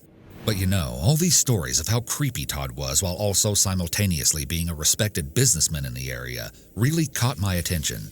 But to understand how this masked monster was made, I had to take a look back at his early years, and although the unspeakable things he did even back then left me at a loss for words, it all led up to his most brutal crime of all, a quadruple homicide, one that plagued and puzzled the community for 13 years, and wasn't solved until Todd proudly confessed to police during his interrogation. We'll be going over that infuriating footage next, but first you really need to understand the absolute disaster that was Todd's childhood. Todd was born in Florida in 1971, but raised in South Carolina and Georgia. He didn't have the most normal childhood as his parents' marriage was crumbling, and they were divorced when he was still a baby. Growing up, Todd reportedly loathed his stepfather and wanted to live with his biological dad, despite having seemingly no contact with him for about 8 years. And because of these unfortunate circumstances, or maybe something that had always been broken within him, Todd started to behave in very concerning ways early on. He was violent towards other children and showed signs of severe emotional and mental instability. He would destroy classmates' property at school and was actually sent to a mental facility at the age of 9 due to his sudden explosions of anger. Throughout this counseling, Todd was described as being preoccupied with sexual content at a disturbingly young age. If you're a true crime fan, then this won't be surprising to you at all, but Todd was also known to be extremely cruel to animals as a child, often a telltale sign of a psychopath. Not only did he heartlessly shoot a dog with a BB gun, but he also killed a goldfish with Clorox bleach because he wanted a gerbil instead. He even locked another young boy in a dog crate and rolled the cage while laughing until the child was in tears and begging him to stop. Todd's father would later lament that the only emotion his son was capable of was anger. His mother must have been well aware of this as well, because she later described locking him in his room at night and placing locks on her own bedroom door just in case he decided to try anything. She also said he stabbed a little girl on the school bus in the leg with scissors to get back at her, destroyed a bunch of new furniture his mother bought him with a hammer, and even threatened to kill her. Still in 1983, Todd got his wish of reuniting with his biological father after purportedly threatening to kill himself otherwise. But this ended up being just another bad influence on Todd, as the man apparently taught the boy how to blow things up. But despite bonding over shared interests, living with his father didn't play out like Todd had dreamed it would. The man's frequent absence due to his many girlfriends left Todd thinking it would be better to return to his mother. But at this point, she made excuses to prevent this. This clip from Todd's police interview shed some light on his rocky relationship with his father. My dad took me to office parks while he would still have to get his hands on and then want me to help him load truck and deal with his nonsense, and then would tell me that if I got into a fight, if I didn't win, you're not my son, don't come home. But then if I get into a fight, I whoop the kid's ass, I went too far, I'm getting my ass whooped because I went too far. Also, in his 2016 interrogation, Todd spoke on a shocking incident he got into around this same time of his teenage years. You had mentioned to your mom, and that when we had talked at the jail, that there were others, and you told your mom she didn't have enough hands. I had some altercations in Arizona. Okay. I don't remember all the details. I had a friend of mine that got shot coming out of a alleyway. Okay. I found the guy later on. Who was your friend that got shot? Michael something. I was a kid. I don't remember. Michael something. Do you remember the guy that you shot? I never knew his name. You never knew his name? He drove a Nova, gray Nova. What year was that, do you think? Well, how old were you? 14. You were 14 at the time. Okay. My understanding is there was some kid who wanted to be in a gang and was doing his initiation. And his initiation was to shoot your friend? We were just two kids coming out of an alley. We weren't part of nothing. We were part of nothing. That was his initiation? Yes, sir. Wow. And so, in October 1986, Todd was still in Arizona living with his dad when his violent tendencies would extend to a new extreme.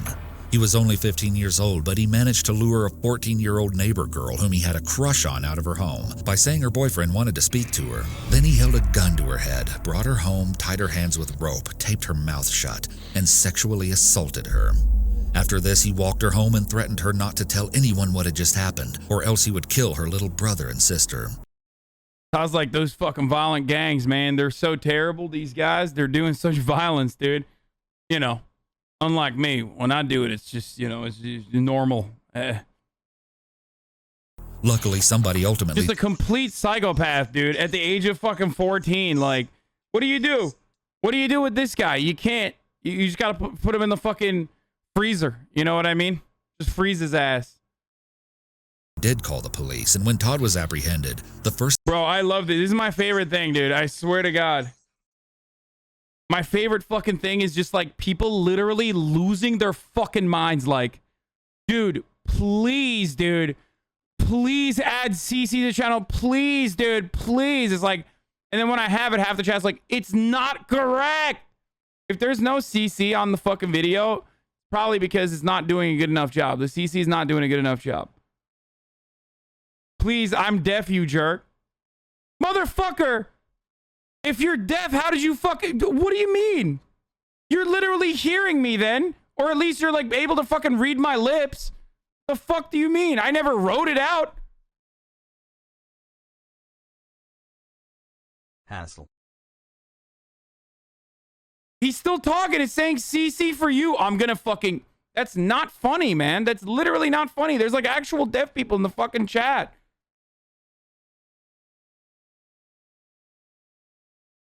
What the fuck? That's so fucked up, First dude. thing he had to say was, how much time am I going to get for this? And get this, Todd explained that his motive for the disgusting crime had been because he was mad at his father, who was out of town and wanted to rebel. At this time, he was diagnosed with borderline personality disorder. Okay, now I want to take a brief moment to touch on Todd's late mother, because some of the things she said about her son's behavior are a bit odd to me. Before he was sentenced for this crime, she wrote to an adult probation officer pleading for leniency on Todd. According to Greenville News, she claimed that the incident had brought her and her son closer together, as he wrote her frequently while in jail, musing, "You know, it's strange, maybe a little good does come from some bad." She also wrote, "They don't stop to think that he even walked the girl home. Does that sound like a dangerous criminal? He even walked the girl home." While she may have had decent intentions, I just feel like a statement like this would be a slap in the face to the teenage victim and her family. Ultimately, it was recommended that Todd be tried as an adult, with one neighbor even describing him as a devil on a chain. And here's what I find really interesting. When evaluated, Todd was found to show deep emotional disturbance, but not psychosis. This would seem to suggest that Todd was not, in fact, out of touch with reality, which makes his detached behavior that much more chilling. Overall, the psychiatrist determined that Todd had an inflated ego and was extremely rebellious towards authority, someone who generally feels like he should be in control. And there's one other key element that might play an underlying role in all of these big ideas Todd holds about himself: his IQ. When tested, Todd was found to have an above-average IQ of 118, although interestingly, his high school teacher reported poor academic performance. It seems to me like Todd just felt like he was better than everyone, above the rest of the crowd, and rather than apply his intelligence towards positive goals, he used it to manipulate people and orchestrate heinous crimes. In this case, even the juvenile probation officer would end up recommending adult incarceration as they did not think Todd's deep-seated issues could be solved easily, and Todd agreed to plead guilty to kidnapping in exchange for the sexual assault charges to be dropped. If that's infuriating to you, you're not alone, as one probation officer went so far as to say this was a travesty of justice.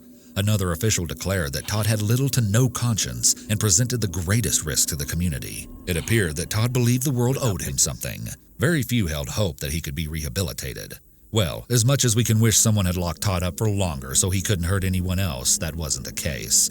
Unfortunately, he only received a 15-year sentence, and when he got out at 30 years old, he moved back to South Carolina and was placed on the sex offender registry. Interestingly, while incarcerated, Todd had only been cited for violent behavior in the first few years of his stay, but throughout his 20s, he had no other records of disobedience, almost like Todd had learned how to put on a friendly act in order to get what he wanted. Upon release, Todd hit the ground running, paving a new life for himself. He had earned a bachelor's degree in computer science while in prison, and in 2002 he got a job as a graphic designer for a sports apparel company. Todd went on to get another degree in business administration marketing, and in 2006 he applied to receive a real estate license. But there was one little problem.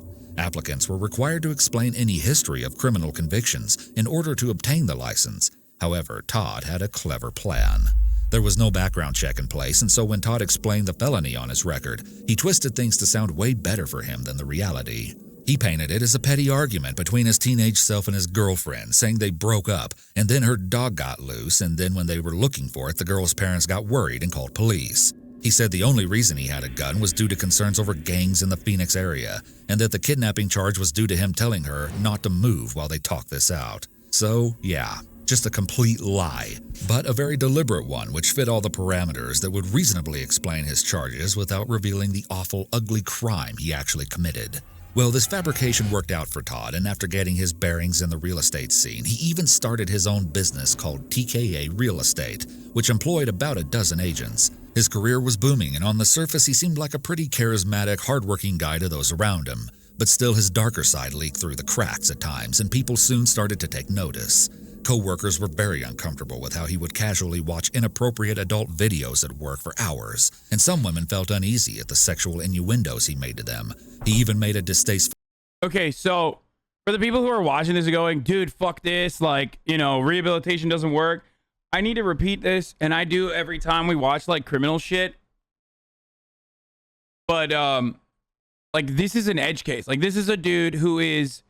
in my opinion, demonstrating like a lot of the, in my expert opinion of watching criminology videos and being like personally obsessed with psychopaths, he just has like all of the fucking makings of someone with anti-personality, how do I fucking say this? He has all of the makings of a sociopath or a psychopath, okay? Antisocial personality disorder. Is it, did I say that right? I'm forgetting words right now. Yeah, just, you know, it's just a Scorpio, okay? That's what it is. What up, Miz? Joke on his firm's website that he motivated workers by not feeding them. Apparently, he was very open about his status as a sex offender, but would claim the charges stemmed from a girl's dad getting mad and overreacting after the teens took a joyride together. Again, very far from the truth. But all the same, Todd had glowing reviews, was described by many associates as very personable, and even got recognized as the top-selling rookie agent in his region at one point. All in all, his strange habits... That's sexism in the workplace, by the way. Like, the fact that... like, the fact that not a single person was like, yo, dude, you're being fucking a psychopath. Like, can you stop? Can you fucking chill? Like, not a single person checking him. Like, that's what women mean when they say, like, you know, some dudes create a hostile work environment. This is what the fuck, this is the dude. This is who the fuck they're talking about. You understand? But some unusual quirks were chalked That's right, Blizzard. up to, well, just that. So it wouldn't be until his 2016 confession that authorities would find out a brutal and high-profile quadruple homicide that they'd been struggling to solve since 2003 had been all Todd's doing. Now, what I want you to do is tell me from the very beginning about Superbikes. It was a warm afternoon in November 2003, Spartanburg County, when an unsuspecting customer walked into the store, Superbike Motorsports, only to be faced with a horrifyingly gruesome scene. All the employees staffing the shop had been shot to death. Terrified, the customer quickly called the police, who hurried over to inspect the bloodbath. Okay, what's the problem? Apparently everybody's been shot up here. Everybody's laying down in a pool of blood. His mama's been shot, the mechanic's been shot, and the owner. The victims were quickly identified as the shop's owner, his mother, and 2 young workers. But as much as their devastated loved ones grieved and hoped for justice, the killer behind such an audacious and reckless shooting somehow managed to slip through the cracks. And as years went by and authorities racked their brains fruitlessly for answers, going down a few dead ends in the process, they had no idea that the real monster behind this notorious unsolved crime was hiding right under their noses the whole time, as a respected member of the community. And so, in this 2016 interrogation, they're finding out the full extent of what it's also another, like, it's also yet another glaring example that, like, as long as you're fucking rich, right? As long as you're rich, like, people literally just do not suspect you of being a criminal. Like, you're rich, you're white, you're in good standing with the community by default, and you could just be like, I'm doing crimes all the time. You don't understand. I'm fucking doing crimes nonstop. I can't stop myself from doing crimes. I love criminal shit. It's all I do.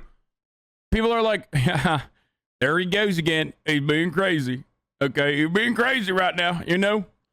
Look at that man. He's so crazy. He's like, I'm literally doing murders nonstop. Can you believe it? You're so funny. really happened that dark day at the motor shop. And the real motive was probably the last thing they ever expected. So, go ahead, you bought the bike. Bought the bike. Tried to ride it, didn't work either way. Key points. Had it 14 days, and it got stolen from the front of the apartment complex. You said you went back to them? Before it got stolen, I had gone back to them a few days prior to it being stolen and told them that I was having a hard time riding it. And I was not so sure I had made a wise decision. And you went back to them because you were inexperienced, and what else did you say? I thought it was a bad decision. I was trying to see if I could possibly trade it in for a smaller bike or something of that nature. Maybe I didn't know how to ride it. Please understand this has been many, many years. They proceeded to give me, on the rude side, about my inability to ride that kind of bike. No one ever taught me. So, I mean, I know how to operate the clutch. And the possibility of them coming by at some time with a trailer, and if I had to make up my mind, they had dropped it off at the apartment. Okay. So they knew exactly where it... Okay. Going forward, I'm sorry if you're deaf. All of these fucking ableist pieces of shit are fucking crying about the CC. We're not watching. We're not using because the CC guy anymore. brought it over to me. So okay. You said they knew where it was stored? They knew it was stored. Okay. Because they had dropped it off there. Okay. 2-3 days later, it came up missing. There was a police report. As far as I know, they never found the bike. It's pretty obvious that Todd's anger stems from him being miffed at what he saw as the employees looking down on him. And for some reason, that seems to be the one thing Todd just can't tolerate. Watch here as he even gets sidetracked to complain about the police not taking him seriously when he reported the motorcycle theft. You said I made a police report? I did.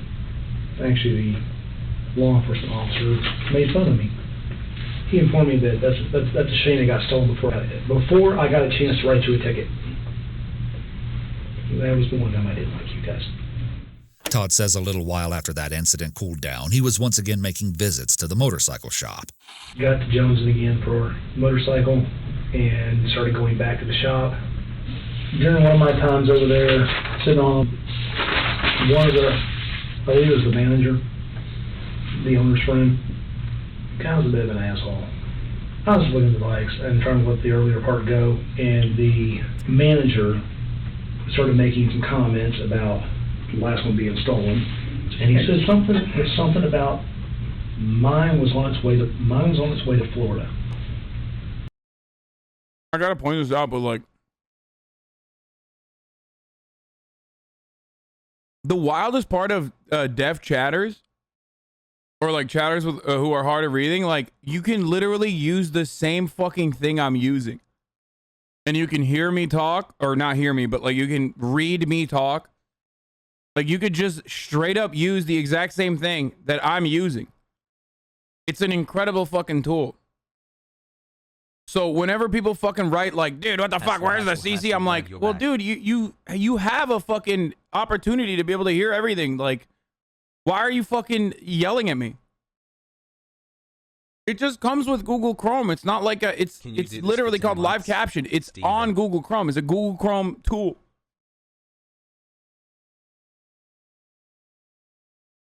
They can't hear you right now? No, they can, because live caption is incredible. I have no idea what's in Florida or why he said that. When he said it was obviously, he was not talking about the time. When I asked him about possibly selling it, it was implied that we took your shit. I let it slide for the time being, got mad about it, kept going out there. Why I kept going to the same bike place, I don't really know. But I'd go out there, sit on the bikes, and listening to these two, the owner and the manager, basically talk trash. I find this part so intriguing because even Todd himself admits he doesn't know why he would keep going back to the bike shop if the employees' attitudes bothered him so much. Part of me feels like he just wanted a reason to get more and more agitated, so he'd feel justified in what he was about to do. To the workers, Todd was just some weird customer who kept coming in and acting strange, but they never could have predicted the absolutely evil plan that was simmering just below the surface. Bought a Bird 92 FS. Beretta 92 FS. Some of them are deaf though. Bro, deaf chatters literally know about this and are using it right now. It's motherfuckers who are ableist themselves that, one, portray themselves as deaf, and two, ableist, doubly ableist, because they're using my ADHD to stun lock me. Okay, that's it.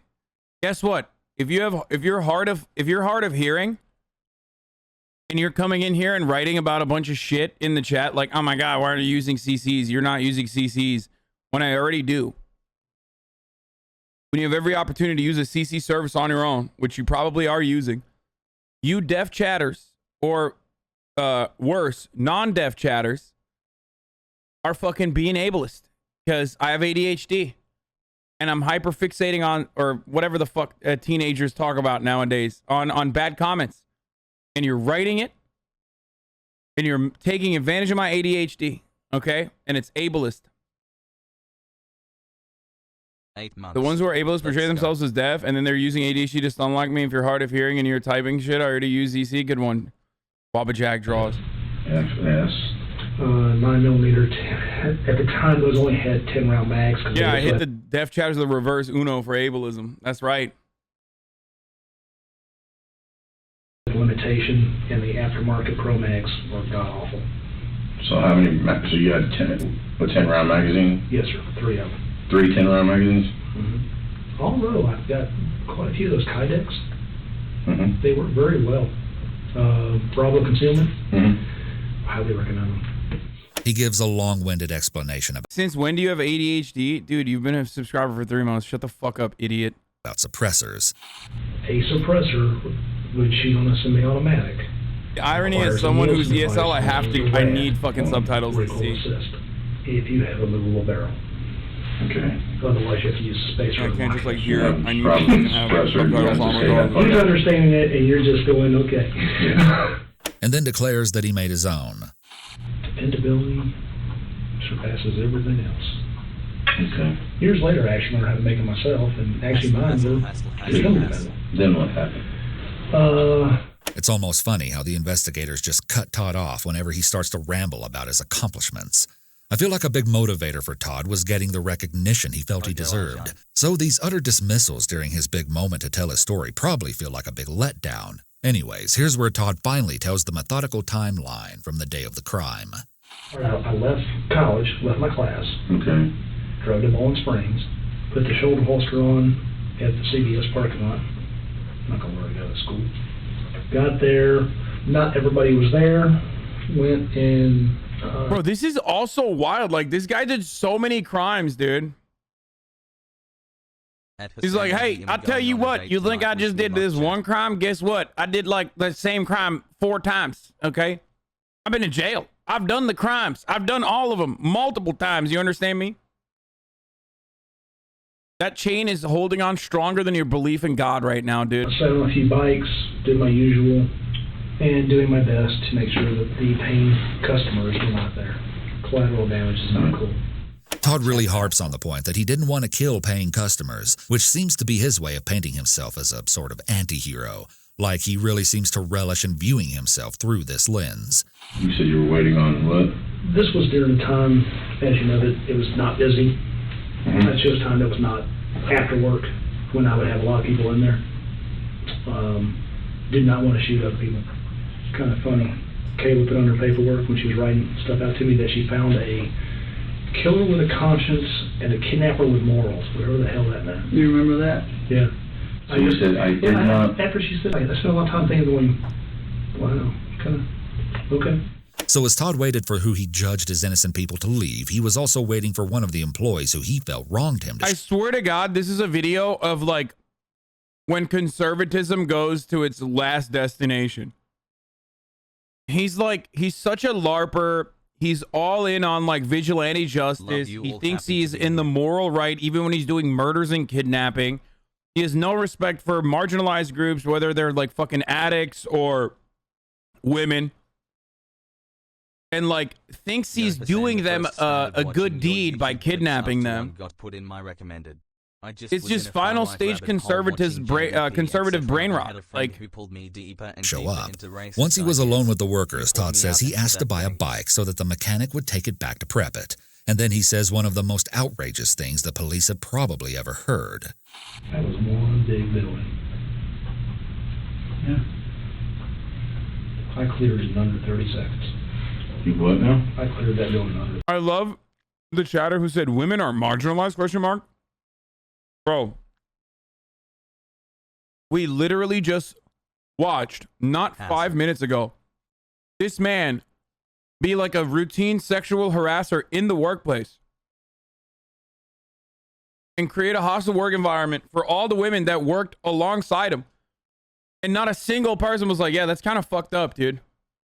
Like, they literally gave him awards for being good at sexual harassment. Okay, they were like, here's the Horn Dog Award of the year. And you're like, I don't understand. Like, what happens to women in the work? Like, what happens to women? Like, they're not oppressed. 30 seconds. You guys would have been proud. Oh, God, he's such a I'm sorry, but you guys would have LARPer. been proud.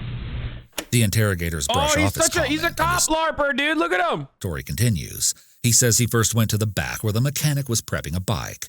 Okay. Walked up, pulled out the Beretta, put the safety off, shot the mechanic twice. Downward angle. He was beneath me. He was down, crouched down on this side of the bike. Bike was here. I'm on this side. So I had to lean over the bike, and I believe it was two shots. Here he brags about how good his shots were. I got him in two lung shots. Okay. I got each lung. You got him in 2 long shots? The cops are like, why didn't you just join the force, brother? What the fuck? You know, everything you did could be technically legal if you just joined the fucking force. You know, the boys in the blue, brother. Seems a lot like a fucking missed opportunity to me. Yes, sir. If you can get up from that, I'm impressed. Then, unprompted, he offers up the reason why authorities weren't able to find fingerprints in order to brag once again. The reason why you didn't get any fingerprints is on the door, I used my knuckles instead of my hand to open the door. And the reason you have no prints on any of the shell casings is I wear 2 pairs of gloves when loading every firearm, even in practice. Okay. Even my practice ammo doesn't get fingerprints. That's why I don't have to worry about picking up shell casings. If you wear one pair, you can still have a lean print because of the acids in your finger. In regard to that, when they touch, you still, if you had any chemicals on the outside of that, whether you would touch it first before you touch it. I don't understand. It, even though you had gloves. If you wear a glove, on top of the glove, it causes friction between the two of them and negates that. So when you're talking about gloves, you're talking about latex gloves? Yes, sir. But if you wear two pairs, not one, one pair won't work. So you use 2 pair of gloves? Yes, sir. Latex gloves. After that, Todd went to find the other victims. Okay. At that time, all 3, manager, owner, and the mom, they had heard the gunshots in the back and were coming this way to figure out what had happened. All of a sudden, I had 3 people in front of me. Mom was the closest, and I shot her 2 to 3 times in the chest. Not my best work. Her pattern was horrible. I was actually surprised. 3. At her being there, and my pattern was horrible. In the chest. Not my best work. The pattern was horrible. You can truly see Todd's narcissistic side coming out in these words especially. The whole thing was just like a game to him, and he really wants these officers to be impressed. She fell. The the owner and the manager ran for the door. At that range, they should have ran to me, not away. They were way too close. When I came around that door, it was boom, 3 people right there. Okay, so then what happened? They ran to the door? They ran to the door. In the process of that, I topped a few rounds, topped one, I don't know which one was which. In the process. Of them running. Is the average gun nut conservative when he can't fucking like find like a 14-year-old black kid to kill as they're running away just so they can like get away with a murder? You know what I mean? Get a legal kill. This is just what it happens when you just have like horniness for fucking murder. And that's what you turn around and you're just like, yeah, look at that. It's got good grouping. It's got a good spread. It's like, I did great grouping on that. It's like, dude, you fucking did murders, bro. You're such a piece of shit. You can almost see Todd's impatience here. He really wants to tell his story. It's like this confession is the performance of his lifetime, and he doesn't look too happy to get interrupted. Luckily, anytime he tries to go off on a tangent, the investigators pretty much ignore it and bring him back to the straight facts of the case. Then proceeded to go, did a reload. While this guy was still running, this guy, when I hit him, he crumpled into the doorway. Okay. When I did my reload, before this guy got out, I put 2 in him and he actually fell outside. That was a very fast reload. Todd says he might have put an extra round in the guy who fell by the door as he walked over him, but he's not sure. And then he says something so chilling and insensitive, I almost couldn't believe my ears. At any point, did anybody, I mean, was there... There was nobody else. Okay, there was nobody else, but did anybody, as they were falling, I mean, did they look at you? Did they face you? What the fuck kind of question is that, too, though? Did they say anything to you? Was there any conversation, don't, please, whatever? No, sir. With any of this? I don't remember hearing any of that. I will tell you that once I was engaged. Okay. So it's like, at that point, it's almost like a video game. It's not a game, but it's almost like you're focused on, you've been there, sir. You know what I'm talking about. Absolutely insane. Oh my God, if the cop says yes, I know what you're talking about, I'm gonna lose my shit. I can't imagine what must have been going through the detectives' heads at this point. Todd says he then walked around and put one last round in each victim's forehead, got in his car, and drove home. He took the gun apart, put its parts into parts of his trash and even cat litter, and then disposed of that evidence in the dumpster. If it hadn't been so long, you guys could have actually pulled records and actually gone to figure out. You been there? Cop's like, yep. Where they put it, but at this point, it's kind of a moot point. When the detectives go on to clarify some points, Todd just finds every opportunity to make it up. I wonder why this video skipped the cop's reaction. I would have liked to see how shocked they were when he said, balls. You know what I'm talking about. I'm sure that they were disgusted. About himself. Moving targets, multiple moving targets. I don't think I missed. If I did, it wasn't more than once. Okay.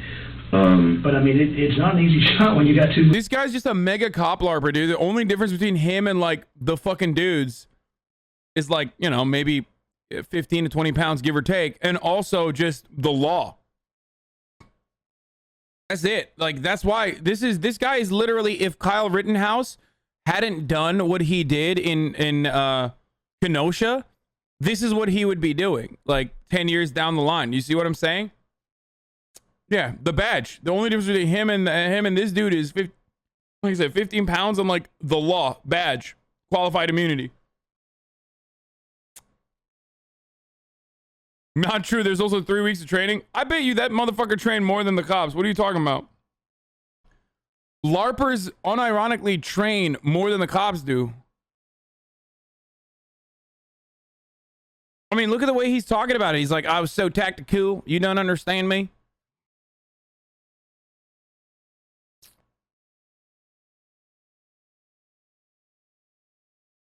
Moving targets running fast as they can. I may shoot somebody as one thing. Right. But I'm not a pistol whipping and beating somebody is not my thing. He even makes a point to say he wasn't initially planning. Oh yeah, that would be unbecoming of you, dude. Yeah, I would never pistol whip and beat somebody. I would never do that. That's gosh dang unacceptable. You hear me? On shooting the mom, like that gives him some sort of brownie points or something. I actually wasn't meaning to hit the mom. You actually what? I was not meaning to hit the mom. I prefer not to shoot women if I can. I'm going to refuse to shoot a kid. But then Todd's dark sense of humor comes through every now and then to remind us how he really feels about his actions. I still got the t-shirt. They give you a t-shirt? They did. I kept it. I'm not a trophy guy. You're not a trophy guy? Mm-hmm. They wanted to give you a trophy? No, sir. That was actually... I gotcha. I don't keep trophies. But at this point, nothing is too shocking coming from the man famous for saying, "My golf game was weak, my kill game is strong." What might be most frustrating about the Superbike case in the end? He's such a fucking loser too. Like, I don't even want to give him the reaction that he wants, which is disgust, right? Like, he's saying that because like he wants people to either think he's cool as fuck, like he's Punisher. Also, did the cop just laugh at him saying that? Hold on. Trophy guy. You're not a trophy guy? They wanted to give you a trophy? No, sir. That was actually... I gotcha. I don't keep trophies. But at this point... Love this community hassle. Okay, maybe he's not laughing, but he was being real cordial. It was like more of an uncomfortable laugh, but he's trying to, one, he wants half the people, My kill game is strong. he wants half the people to fucking think he's cool, and the other half to be disgusted with him, when in fact, like, or fear him, you know what I mean? When in fact, he's just like a fucking idiot. Like, he's like a pathetic fucking loser. Like, he's nothing. You know what I mean? He's not anything. Like, he's a guy who very desperately wanted, like, attention and did all this because he fucking wanted attention and because he thought he was, like, smart enough to be able to get over it or get away with it, and then wanted to be able to, you know, be written in history, I guess. Nothing is too shocking coming from the man famous for saying, "My golf game was weak, my kill game is strong." Happy 9 What months might be for most the frustrating about the Superbike case in the end is that during the 13-year-long investigation, one asset that police gained was a sketch of a potential suspect that a witness, presumably a customer who had been one of the last people at the bike shop that day, had described. The witness remembered this man filling out paperwork to buy a particular bike. In 2012, the sheriff held up a newly revised sketch and said, "I'm going to be bold enough to say this is my man right here." This is that picture. As accurate as it may be, it unfortunately wasn't able to catch Todd before he committed his... As accurate as it may be, bro, I don't want to be ableist, But no wonder they couldn't catch this motherfucker. Okay, if this is what you were rolling with, like. Buff, thanks for informing and entertaining for 10 months. That's my artist rendering, dog. My killer's never going to jail. Other atrocities. Now, to be honest, the raw footage of Todd's whole confession was tedious to watch at times. You see, Todd didn't want to write out his statement because he said he writes for a living and his hands hurt, and so the detectives had to stop him after every sentence and very slowly transcribe his confession. At one point even saying Todd uses big words and talks fast. Here's where things get super intriguing, though. Many people argue that this was actually a deliberate interrogation tactic, and when you think about it, it makes sense. By playing dumb and making Todd feel like he's smarter than them, they subtly encourage him to keep talking freely and bragging about his accomplishments, not to mention repeating key details over and over again. And on the same token, while some people have questioned why detectives even needed to write down his answers in the first place, since the interview was being taped, others assert that suspects often don't realize they are being recorded, and having someone write down their words in front of them would make them feel even more secure that this conversation is not being permanently taped, therefore making them feel comfortable sharing more risky details or side comments that they might not otherwise divulge. Okay, now this next part has nothing to do with crime, but it is super interesting to me because it feels like Todd is really basking in the feeling of being catered to, while trying to seem humble and friendly with the detectives at the same time. I don't know, the whole thing just gives me a weird vibe because of how casual, unbothered, and almost giddy he's acting while confessing murders. We can for dinner. You missed dinner over there. That barbecue wasn't enough. Well, what do you want? Whatever you have for me. No, I'm asking you. What do you want? I don't want to be an asshole. Shut that door, Mark. You're not being an asshole. I'm asking you. What do you want for dinner? I don't know. We've got Bojangles around here. We've got Miami Grill around here. We've got the whatever you want, man. Boiling Springs Cookout, whatever. What do you like to eat? Cookout will work.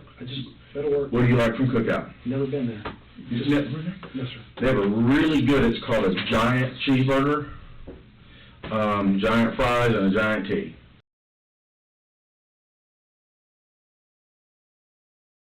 Okay, to people who say this is a technique that cops engage in where they like, you know, want more corroboration from the witness, and that's why they'll juice him up. He already gave him everything. They unironically don't need to be nice to him at this point. Like, or cooperation, not corroboration, sorry. Like, they're just chilling, dude. You want a big burger? It's the biggest. It's called giant cheeseburger. Let me tell you something. It's a fucking good ass burger. I'll tell you what, I'll get one too. They're really good. Works for me. That's what I usually get. Okay. All right, I'll be right back. I just don't want to be the guy who goes, I want the steak lobster and he's an asshole. Well, I mean, no, whatever you want to eat, I'm feeding you. Thank you. But okay.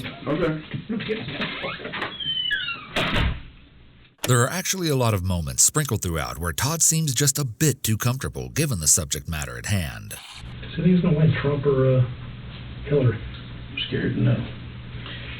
I get you looking away. But to be honest, there were times... Oh my God, dude! Oh my God! This is awesome! I'm scared to know. Oh, first of all, that's a dumb question. They're cops. Of course they were fucking Trump supporters. During the confession when I did feel like I was watching buddies talk, and it was a little surreal. God damn, even the fucking dude, even the narrator, and a lot of times narrators like this don't have like an automatic anti-cop bias like I do, which I admit. Even the fucking centrist ass YouTube channel narrators like, yeah, this was fucking weird. I love that. Oh, he got one too. Bro, they're eating together. He got one too. Oh my God. Is that good? Mm-hmm. I won't steer you wrong, man. Food's my thing. I wouldn't steer you wrong, man. Bro, what is happening, bro? This guy literally kidnapped and murdered like hella people, dude. Yo, cops are... Okay, dude, I was so right. I'm sorry. I'm surprised that not a lot of people pushed back whenever I said, like, these cops are literally, like, one step away from being this guy, but they just have qualified immunity, the badge, and, you know, 50 pounds or whatever. Most people did not actually push back on this. I don't know if it's because they watched the video and they knew that they would inevitably be fucking embarrassed in the end. Because normally whenever I say shit like that, there's always people in the chat that are like, you're fucking wrong. They're boys in the blue. They're like, the public servants. Fuck you. This is literally, this is vindicating me in every way.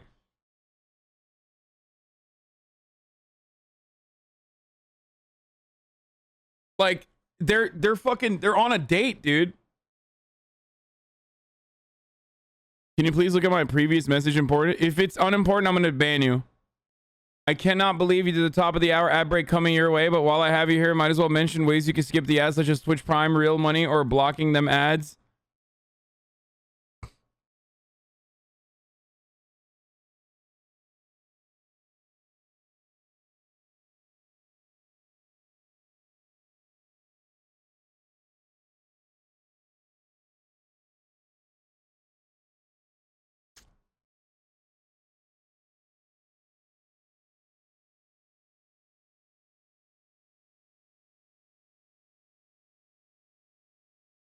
Following since November 6, 2018. What the fuck? You've been following since November 6, 2018 and you only subscribe for 4 months? I should just ban you for that, dude. This motherfucker had the most free content, dude. This dude has got his money's worth. You know what I mean? If you subscribe to me for 12 months over the course of like 2020, and you watched every single fucking piece of content that I put out, your subscription came out to 0.02 cents an hour. Okay? Like, you basically spent 0.02 cents or it's just 2 cents an hour, basically. This guy has taken that to the maximum level. It's like 4 months subscriber since 2018. Which, by the way, I have no problem with. I'm just like fucking around, obviously.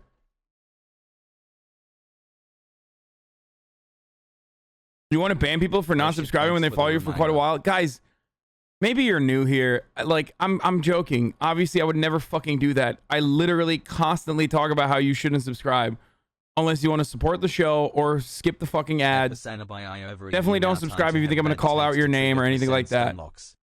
But like, you should know that by now. Like, I'm very clearly joking. I didn't see this person because they were a subscriber. I saw this person because they got my attention in the chat. Almost 1 year. That's crazy. Peepo has.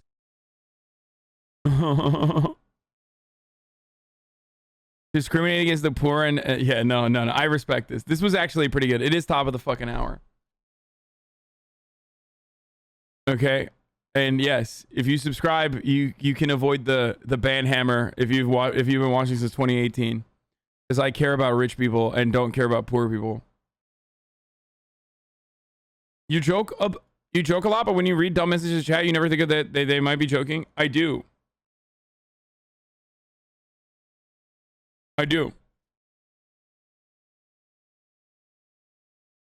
That's why, actually, being a subscriber saves you in that situation.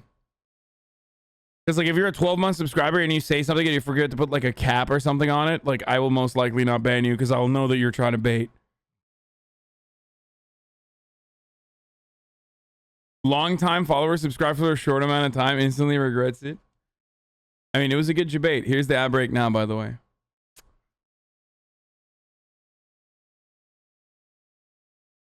I get the joke. It's great. To be fair, I would have subbed sooner, but during COVID, I was mega poor, living for $170 a month. I take my punishment. I'm sorry. Wait, what the fuck? How are you? What happened, dude? You didn't get any fucking government assistance? What the fuck? That's crazy, dude.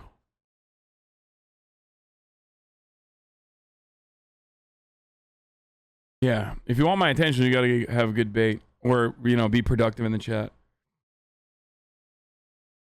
You reward people for derailing content. Damn, this is crazy, yeah, $170 a month is insane. I don't know. I think he's like making that up or lives in Zimbabwe. One of the two. I don't know what's going on there. Or is a kid. Thank you, anonymous user, for the 5 gifted subs. My fam, it was decent. I just talk about self-suck for attention. Yeah, you do. Oh, he said $140 a week and no assistance. I got 0 stimmy, no assistance. What the fuck? That's crazy.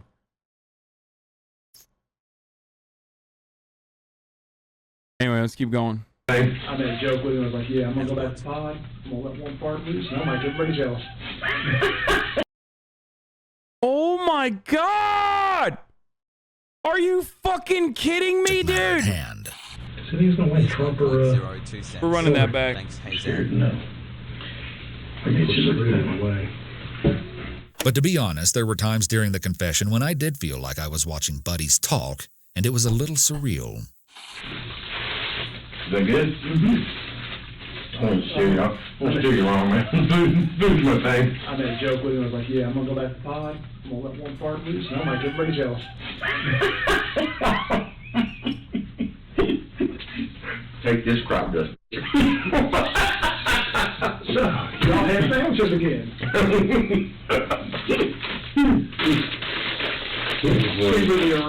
It's a hog date, brother. Are you kidding me? Yo, let's talk about my bitch wife, Bertha. You got a bitch ass ex-wife too? That's why I thought about kidnapping women myself. I saw your Amazon reviews, brother. I think you got some good ideas on what to use. You know, I might be using them myself actually for restraints. Thank you, Admitted Flunky, for the 10 gifted subs.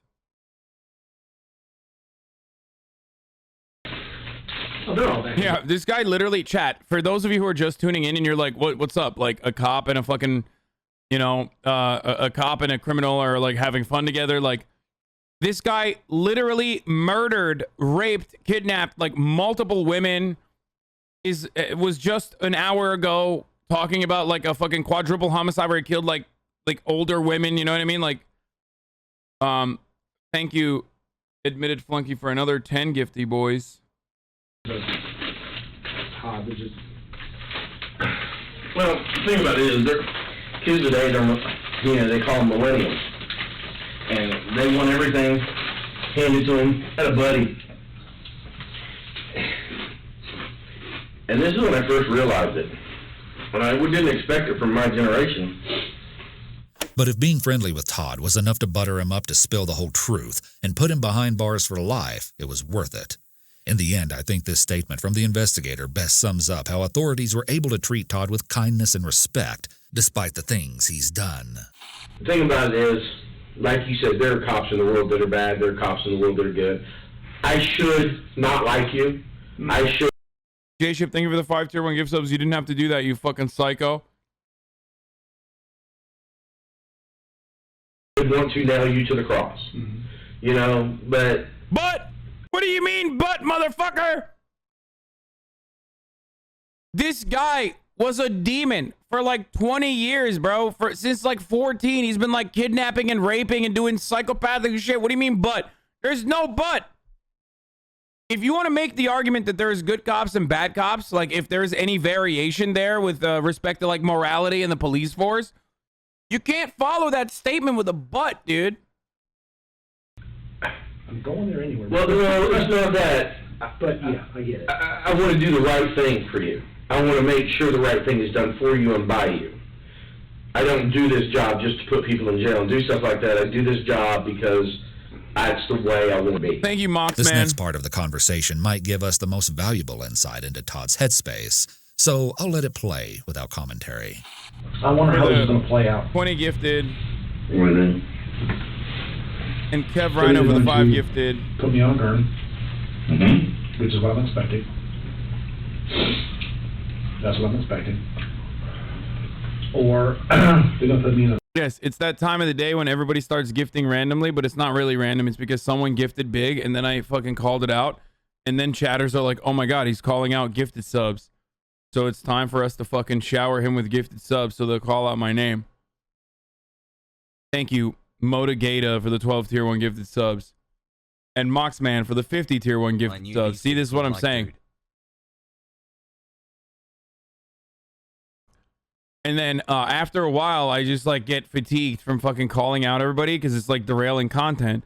So then I turn around and stop calling people's names out. And then we have like another extended 10-minute stun lock over how I'm ungrateful because chatters are gifting a lot of subs and I'm not calling their names out. And then we finally get back to the content. I'm literally pre-watching the stream. I'm pre-living the stream. I'm pre-streaming the stream. I'm basically doing everything ahead of time. Okay, I ran it out for you. Thank you, anonymous user, for the 5 tier 1 gifted subs. Okay, yeah, way too dank, baby. I'm pre-stun locked on the stun lock about what kind of stun lock we're about to have. This is the most meta shit, dude. I swear to God.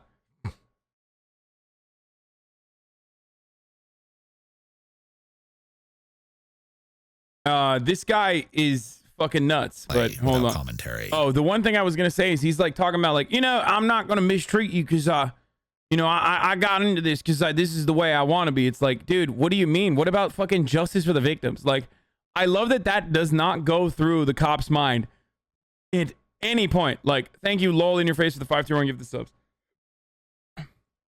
Like, he literally never thinks to bring up the fact that, you know, there are victims out there and their families, and he wants to do right by them. He's like, I want to do right by you, brother. You know, you Ajan Pogo. Just a man trying to, you know, you were just a squirrel trying to get his nut. You know what I'm saying, brother? We all have our moments. I wonder how this is going to play out. What do you mean? They're either going to put me on a gurney, which is what I'm expecting. That's what I'm expecting. Or they're going to put me in a little box somewhere, away from anybody and everybody, which I don't expect. I actually expect it earned. What do you want? I mean, all joking aside, okay, what do you want? Take me out back, shoot me back in the head. I wouldn't.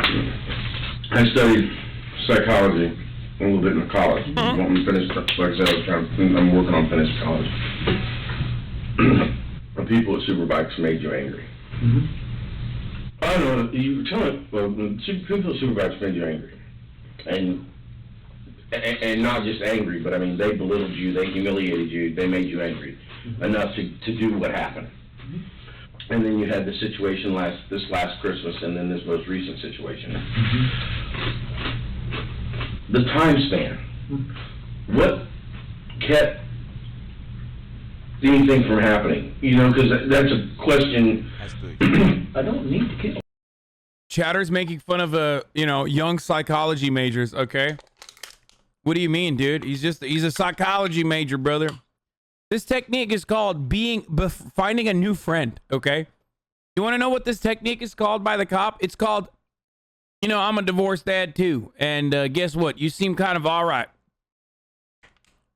That's what the fucking technique is. Well, it's called the making friends technique. I mean, you know, but that's a genuine question. I mean, per your legal definition, I'm serial, but I'm not. Okay. Can't believe it's almost honestly, if white pepper spray, white people. Johnny hadn't pulled the knife, if you'd seen the knife, you'd laugh your ass off. Really? Oh God. Black and white tiger stripe. It was one of those. The handle? The only time you buy at the little convenience store? Are you serious? I'm going, my ammo costs more than your damn knife. Are you kidding me? You're costing me. Bro, no. Damn WTF. This is literally the greatest anti-cop agitprop I could have shown you guys ever.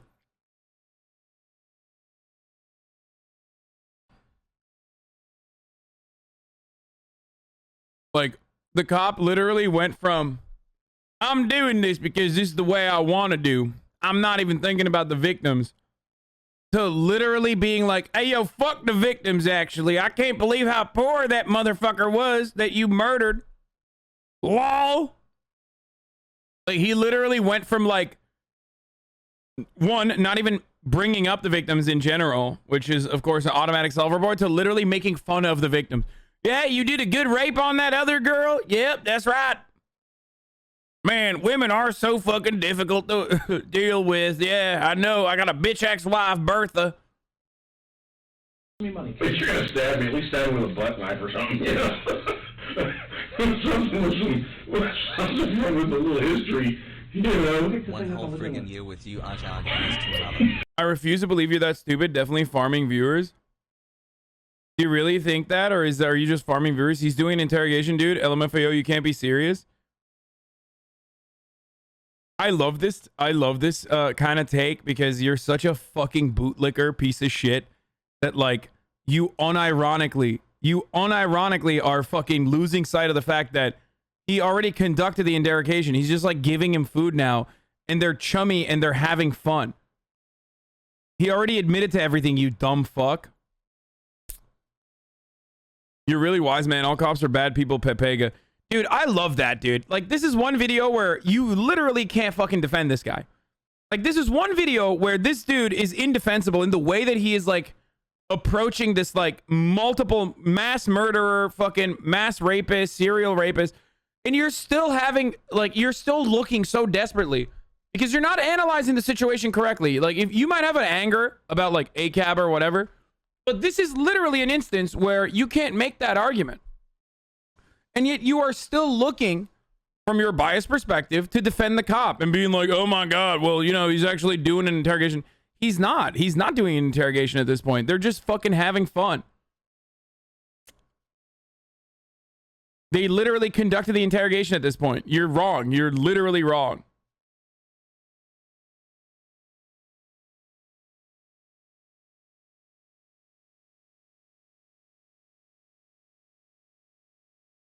Centrist have a really weird obsession with doing PR for cops. Yikes. No, he's not. He's not a centrist. That dude's probably a fucking chud. There's no shot that that dude is like just a centrist. He's probably a fucking Republican or some shit.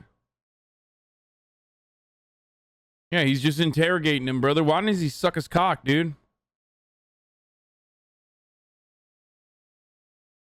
Yeah, policing is one giant cheeseburger party. This is after you Johnny. The problem is that you keep talking bad about all cops. Yeah, that's not a problem, brother. If that's a problem for you, you're at the wrong fucking stream, okay? Listen, you can be a good person and you can be a cop, okay?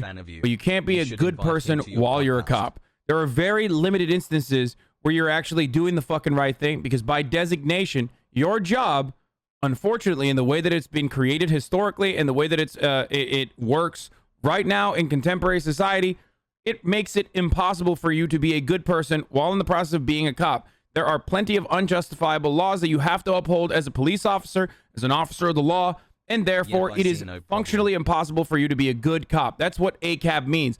ACAB doesn't mean that like fucking every cop unconditionally is a piece of shit, awful human being. It just means that while you're a cop, you can be a good person overall, okay? Otherwise, you could have even joined the police force with honest intentions, things I talk about all the time. But while you are literally a fucking cop, and you put the badge on and you're fully subscribing to that culture, that behavior, that attitude, you get the fucking training, and then most importantly to that you do cop things, you're not going to be a good person. That's just the reality. You can jerk off to endless amounts of Hollywood footage that tell you like cops are fucking protecting the block and they're here to protect and serve, and actually they're putting their lives on the line, but ultimately they're not even they're barely in the fucking top 20 most dangerous professions in this country, okay? They get away with murder. They get away with rape. They get away with a fucking litany of crimes. They're above the law. They treat poor neighborhoods, but specifically black and brown neighborhoods, like an occupying force. They've literally gotten their training, the kettle and corralling strategy, and the occupying force attitude from the Israeli Defense Force, the IDF, the occupying force in Israel. So that's the reason why they treat people like hostile fucking enemy combatants to a certain degree. They weren't great even before they got this fucking training. Post 9/11 is when they started getting the counterterrorism training, though. So ultimately, there are a multitude of different reasons as to why policing in this country is irreparably fucked. But you and other bootlickers like you who are like, oh, I'm so upset that you're talking down the cops, brother. Blue Lives Matter, are making it virtually fucking impossible to make any sort of change. I don't give a fuck about the optics, okay? I don't care. You can cry about it all you fucking want. Be like, oh my God, well, what about when they stop rapes or stop bullets? It's like, as though cops are like literally diving in front of dicks. You know what I mean? Like, oh, there's a rape happening. There's like a massive backlog of rape kits that have not been tested in this country. And you're like acting as though cops are, you know, not doing the rapes and instead fucking stopping the rapes from happening. Anyway, that's not their fucking job, dude. Their job is to actually protect and serve in theory. They just never ended up, doing that. Police officers, unfortunately, under the capitalist organization of the economy, do not protect and serve the interests of the people. They protect and serve the interests of the capital. Okay? That's what they do. They protect and serve the interests of capital. That's why leftists consider cops to be class traitors. Cops are fucking strike breakers, okay? They help rats, scabs, cross the fucking picket line. They break protests down. They destroy free speech. They destroy any sort of fucking insurrection or any sort of fucking attitude that you might legitimately hold against the government. They exercise the state's monopoly of power, okay? Or, the state's monopoly of violence. That's what they do. That's what their fucking job is. Now, in theory, there is still a necessity for policing or some kind of fucking organization that does technically, by presence, demonstrate that there is some laws and there is some order.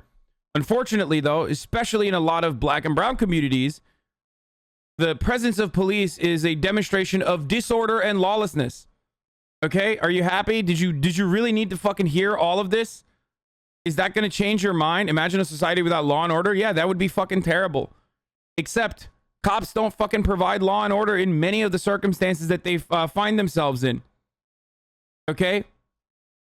Their presence is lawlessness and disorder if they operate like they are above the law. Anyway, I get really fucking annoyed when people are like, play Skyrim music over it. Shut up. Just fucking edit this part of the video and play your own goddamn Skyrim music over it. I'm sick and I'm really fucking annoyed that we, you know, I made that joke one time. So now every single time I fucking talk about it, you literally are like, oh, yeah, play Skyrim music. Yeah, dude, let me stop in the middle of a fucking rant about policing to play Skyrim music because that's going to really, you know, hammer in the point. I don't give a fuck about cops. I just think it's stupid how biased you are against them. Just play the video already, man. Jesus Christ, you're so hot when you're mad. God damn. Oh, dude, this one is just a fucking horny simp.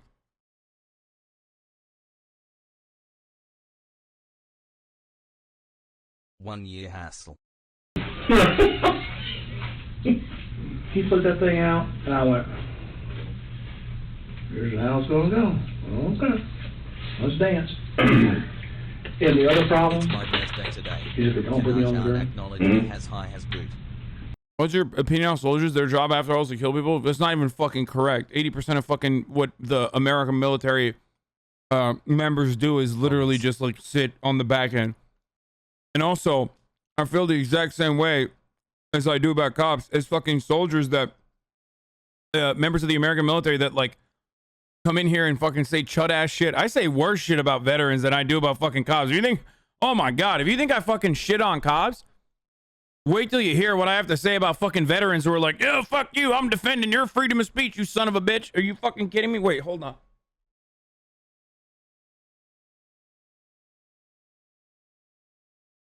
Talking to a goddamn veteran, you're talking to a goddamn veteran yourself, all right? You understand me? I'm a goddamn Korea War veteran, baby.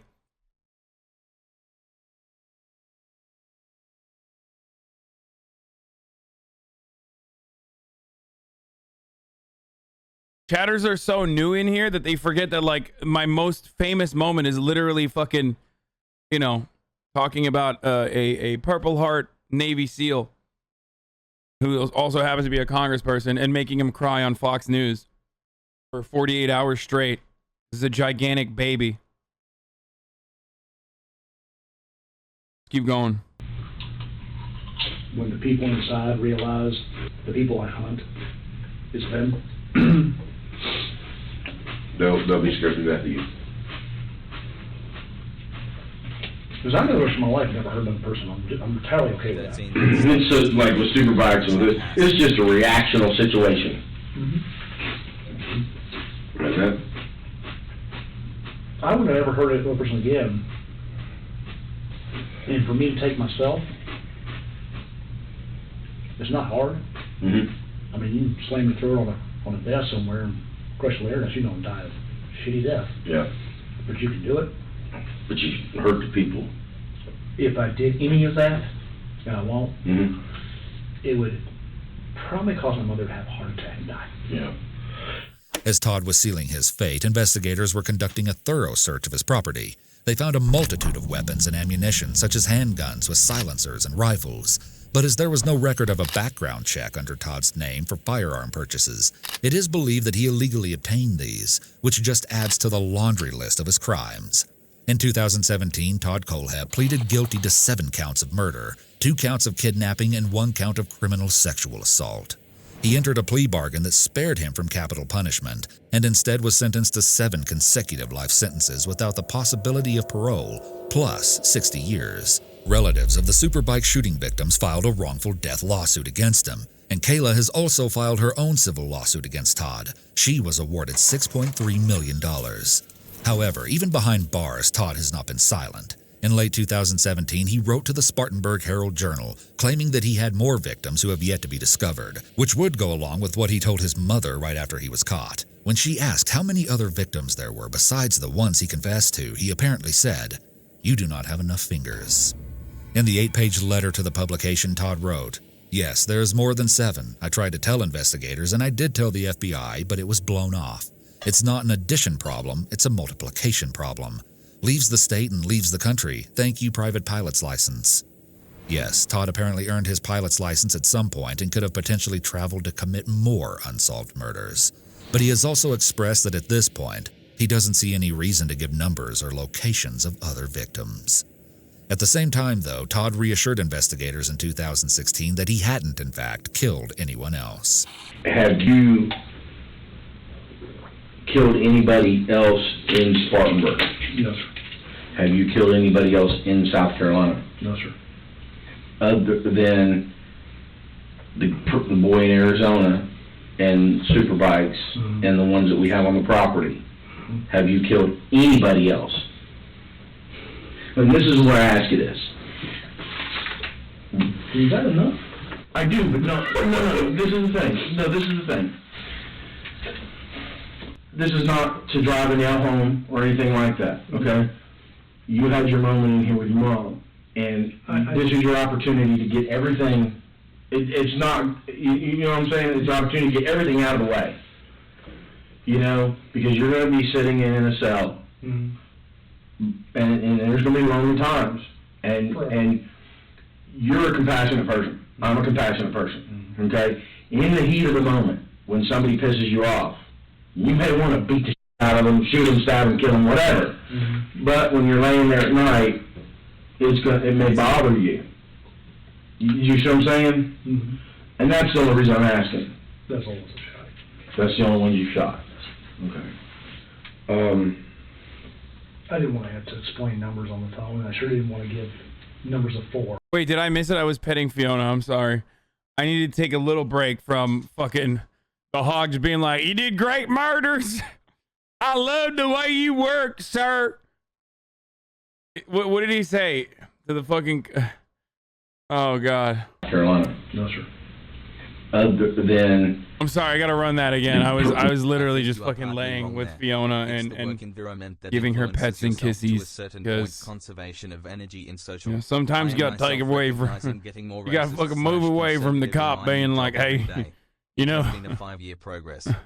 I love doing protection and service for the people by, you know, doing exactly what you do, but this time I'm hiding behind a badge." The boy in Arizona and superbikes and the ones that we have on the property, have you killed anybody else?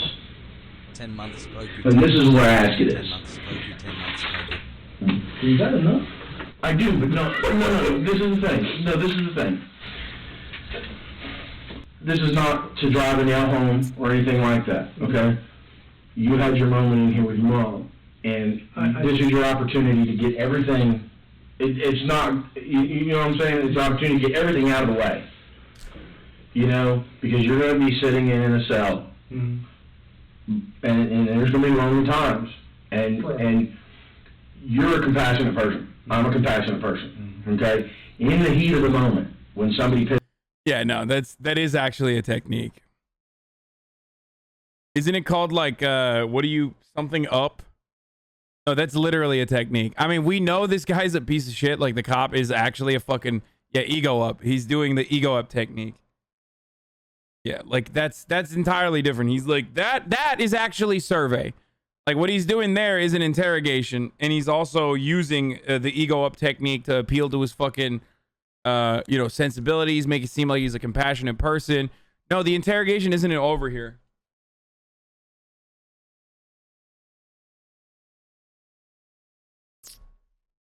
Now we got a nice. The interrogation isn't over here. Him laughing and chumming it up with him while he eats a giant burgle is makes me way more uncomfortable. Way more uncomfortable than this. This is normal. Pisses you off. You may want to beat the shit out of them, shoot them, stab them, kill them, whatever. But when you're laying there at night, it may bother you. You see what I'm saying? And that's the only reason I'm asking. That's all. That's the only one you shot. They're responsible for putting this guy behind bars. He would have killed and raped more people otherwise, dude. Cops need reform, not defunding or freaking abolishment, dude. This is called the chatter didn't listen to anything that this political commentator has ever said or understands the complex opinions he has on policing in America and policing worldwide. So the chatter is actually creating a completely fabricated approach that he suspects the streamer has technique. Okay? That's what it is. That's what that take is, dude. Okay. I didn't want to have to explain numbers on the phone. I sure didn't want to give numbers of 4. So when you told Mom she didn't have enough fingers... I just didn't know what to tell on the phone. Okay, so that was kind of, not, I don't want to say embellishment, but it was just something to... Didn't want to give her phone numbers. What is this? I gotcha. Definitely more than one hand, but it's not really a bragging kind of... Oh my God, I got Austin to paint his fucking nails, dude. I mean, mine is like done now. I don't have it anymore, but that's hilarious. 1 year with the big man Pog at Hassan. My man. That's sick, dude. I wonder how many people I wonder how many guys I got to paint their nails.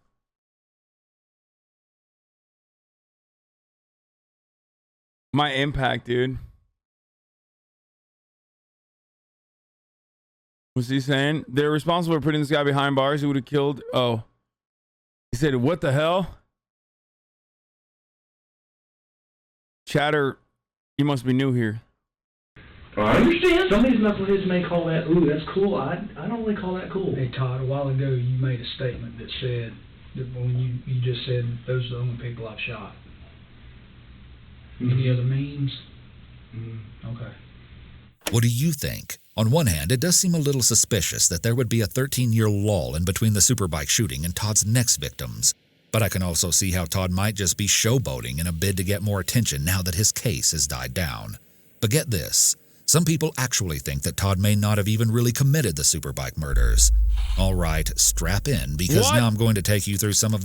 Come on, dog, this video's got 6 minutes left. You can't do a plot twist with 6 minutes remaining. This video was really good, by the way. I totally understand why you guys were like adamant that I watch. This was one of the best like JCS style videos that we watched. The more controversial internet theories and conspiracies that have arisen around this case. Just a disclaimer, I'm not endorsing these theories in any way, but I think it's really fascinating to see the information people have dug up and the wildly different conclusions they've come to. So, about the Superbike murders, a woman named Pat Brown, who is a profiler claiming to have worked on this case in the past, has written about her doubts. She says a serial killer that is also a mass murderer is not what you would normally expect, because serial killers like to have complete control over their victims. She also feels that there is no actual evidence beyond a potentially false confession that Todd was the perpetrator in this case. And she even asserted that the sheriff was up for re-election around the time Todd confessed, and this may have been a convenient way to solve that cold case in the nick of time. However, a counterpoint to this idea is that Todd mentioned a detail in his confession that apparently was never released to the public before, when he said that he shot each of the victims in the forehead, so investigators feel pretty confident that he was the one behind the crime. But still, Pat refutes this claim and actually says that none of the victims were shot in the forehead. There's honestly so much to go into here, but to me, it seems like... I mean, he fucking lied about how, like, the dude attacked him with a knife and stuff, too. He very clearly embellishes to fit that narrative that, like, you know, these are actually legal kills. These are actually kills that are, like, warranted. You know what I mean? It's just a very chud thing to do. That's why he's doing it, because he's just a fucking chud. You ignored my $10 donation of environmental indoctrination? What the fuck was it, dude? It's kind of your fault, dude. Just write it in the fucking chat. Like Todd's motive and explanation of this crime were clear, so I'll let you decide what you think really happened. And then another conspiracy theory people have posited centers around Kayla herself.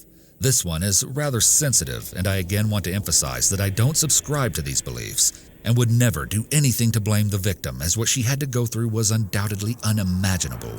With that being said, here is the theory some people propose. When Kayla appeared on Dr. Phil to talk about the case, she said that she met Todd on Facebook several years before, and they had had little contact besides a few messages here and there, where he would ask how she's doing before he ultimately contacted her about the job opportunity. However, according to the Newberry Observer, an initial interview at Todd's residence between Todd and an investigator suggested that there may have been more to the relationship. The alleged transcript of that exchange shows the investigator asking Todd if Kayla was a stripper who would also sleep with Todd for money, which Todd claims is true. He also apparently claimed that he'd taken her to dinner and that she'd spent the night at his house before, among other physical encounters. So these details have apparently led some online circles to speculate that Kayla could have known more than she was letting on about the whole situation. Wait, so what? Some people have come up with this theory. You mean people on Reddit, I think, right? This just strikes me as like straight out of fucking Red Pill. Like literally an incel theory, dude. Because like 11 months BB. Critical incel theory. Yeah, true. It's like you want to know how it's like 100% an incel theory? Because like even if it's true, it's still doesn't mean anything. Like, but to an incel, it's like, well, maybe she was a sex worker. Okay, so who cares? Like, he still kidnapped her, dude. You have to be like a real psycho to be like, oh, well, if she was a stripper, that must mean maybe she wanted to be kidnapped and raped. You know what I mean? Like, you literally have to be a fucking psycho to be like, well, her being a sex worker implies that maybe there was more to the story after all. It's like, yeah, okay, there was a little bit more, that she was also, that was her occupation, let's say, if it's true. Jesus fucking Christ, all you do for your entire streams is bitch and call people names. You're such a piece of shit, bro. You literally sit there, watch, and then desperately try to get me to fucking pay attention to you. That's so much sadder than what I do, dude. Pepega. Thanks for the subscription, though.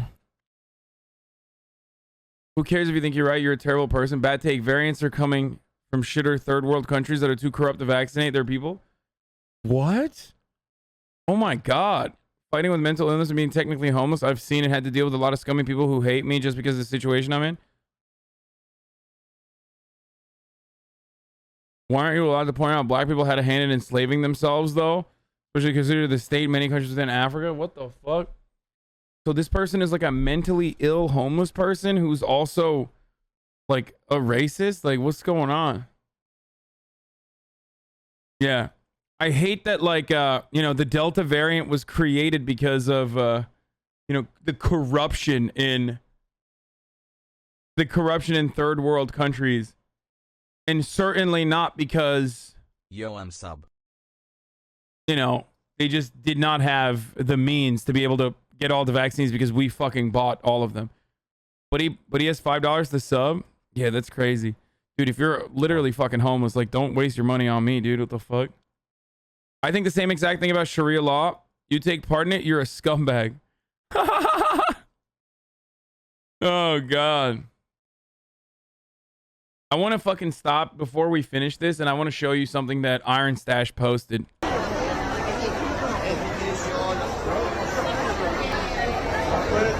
It looks fake.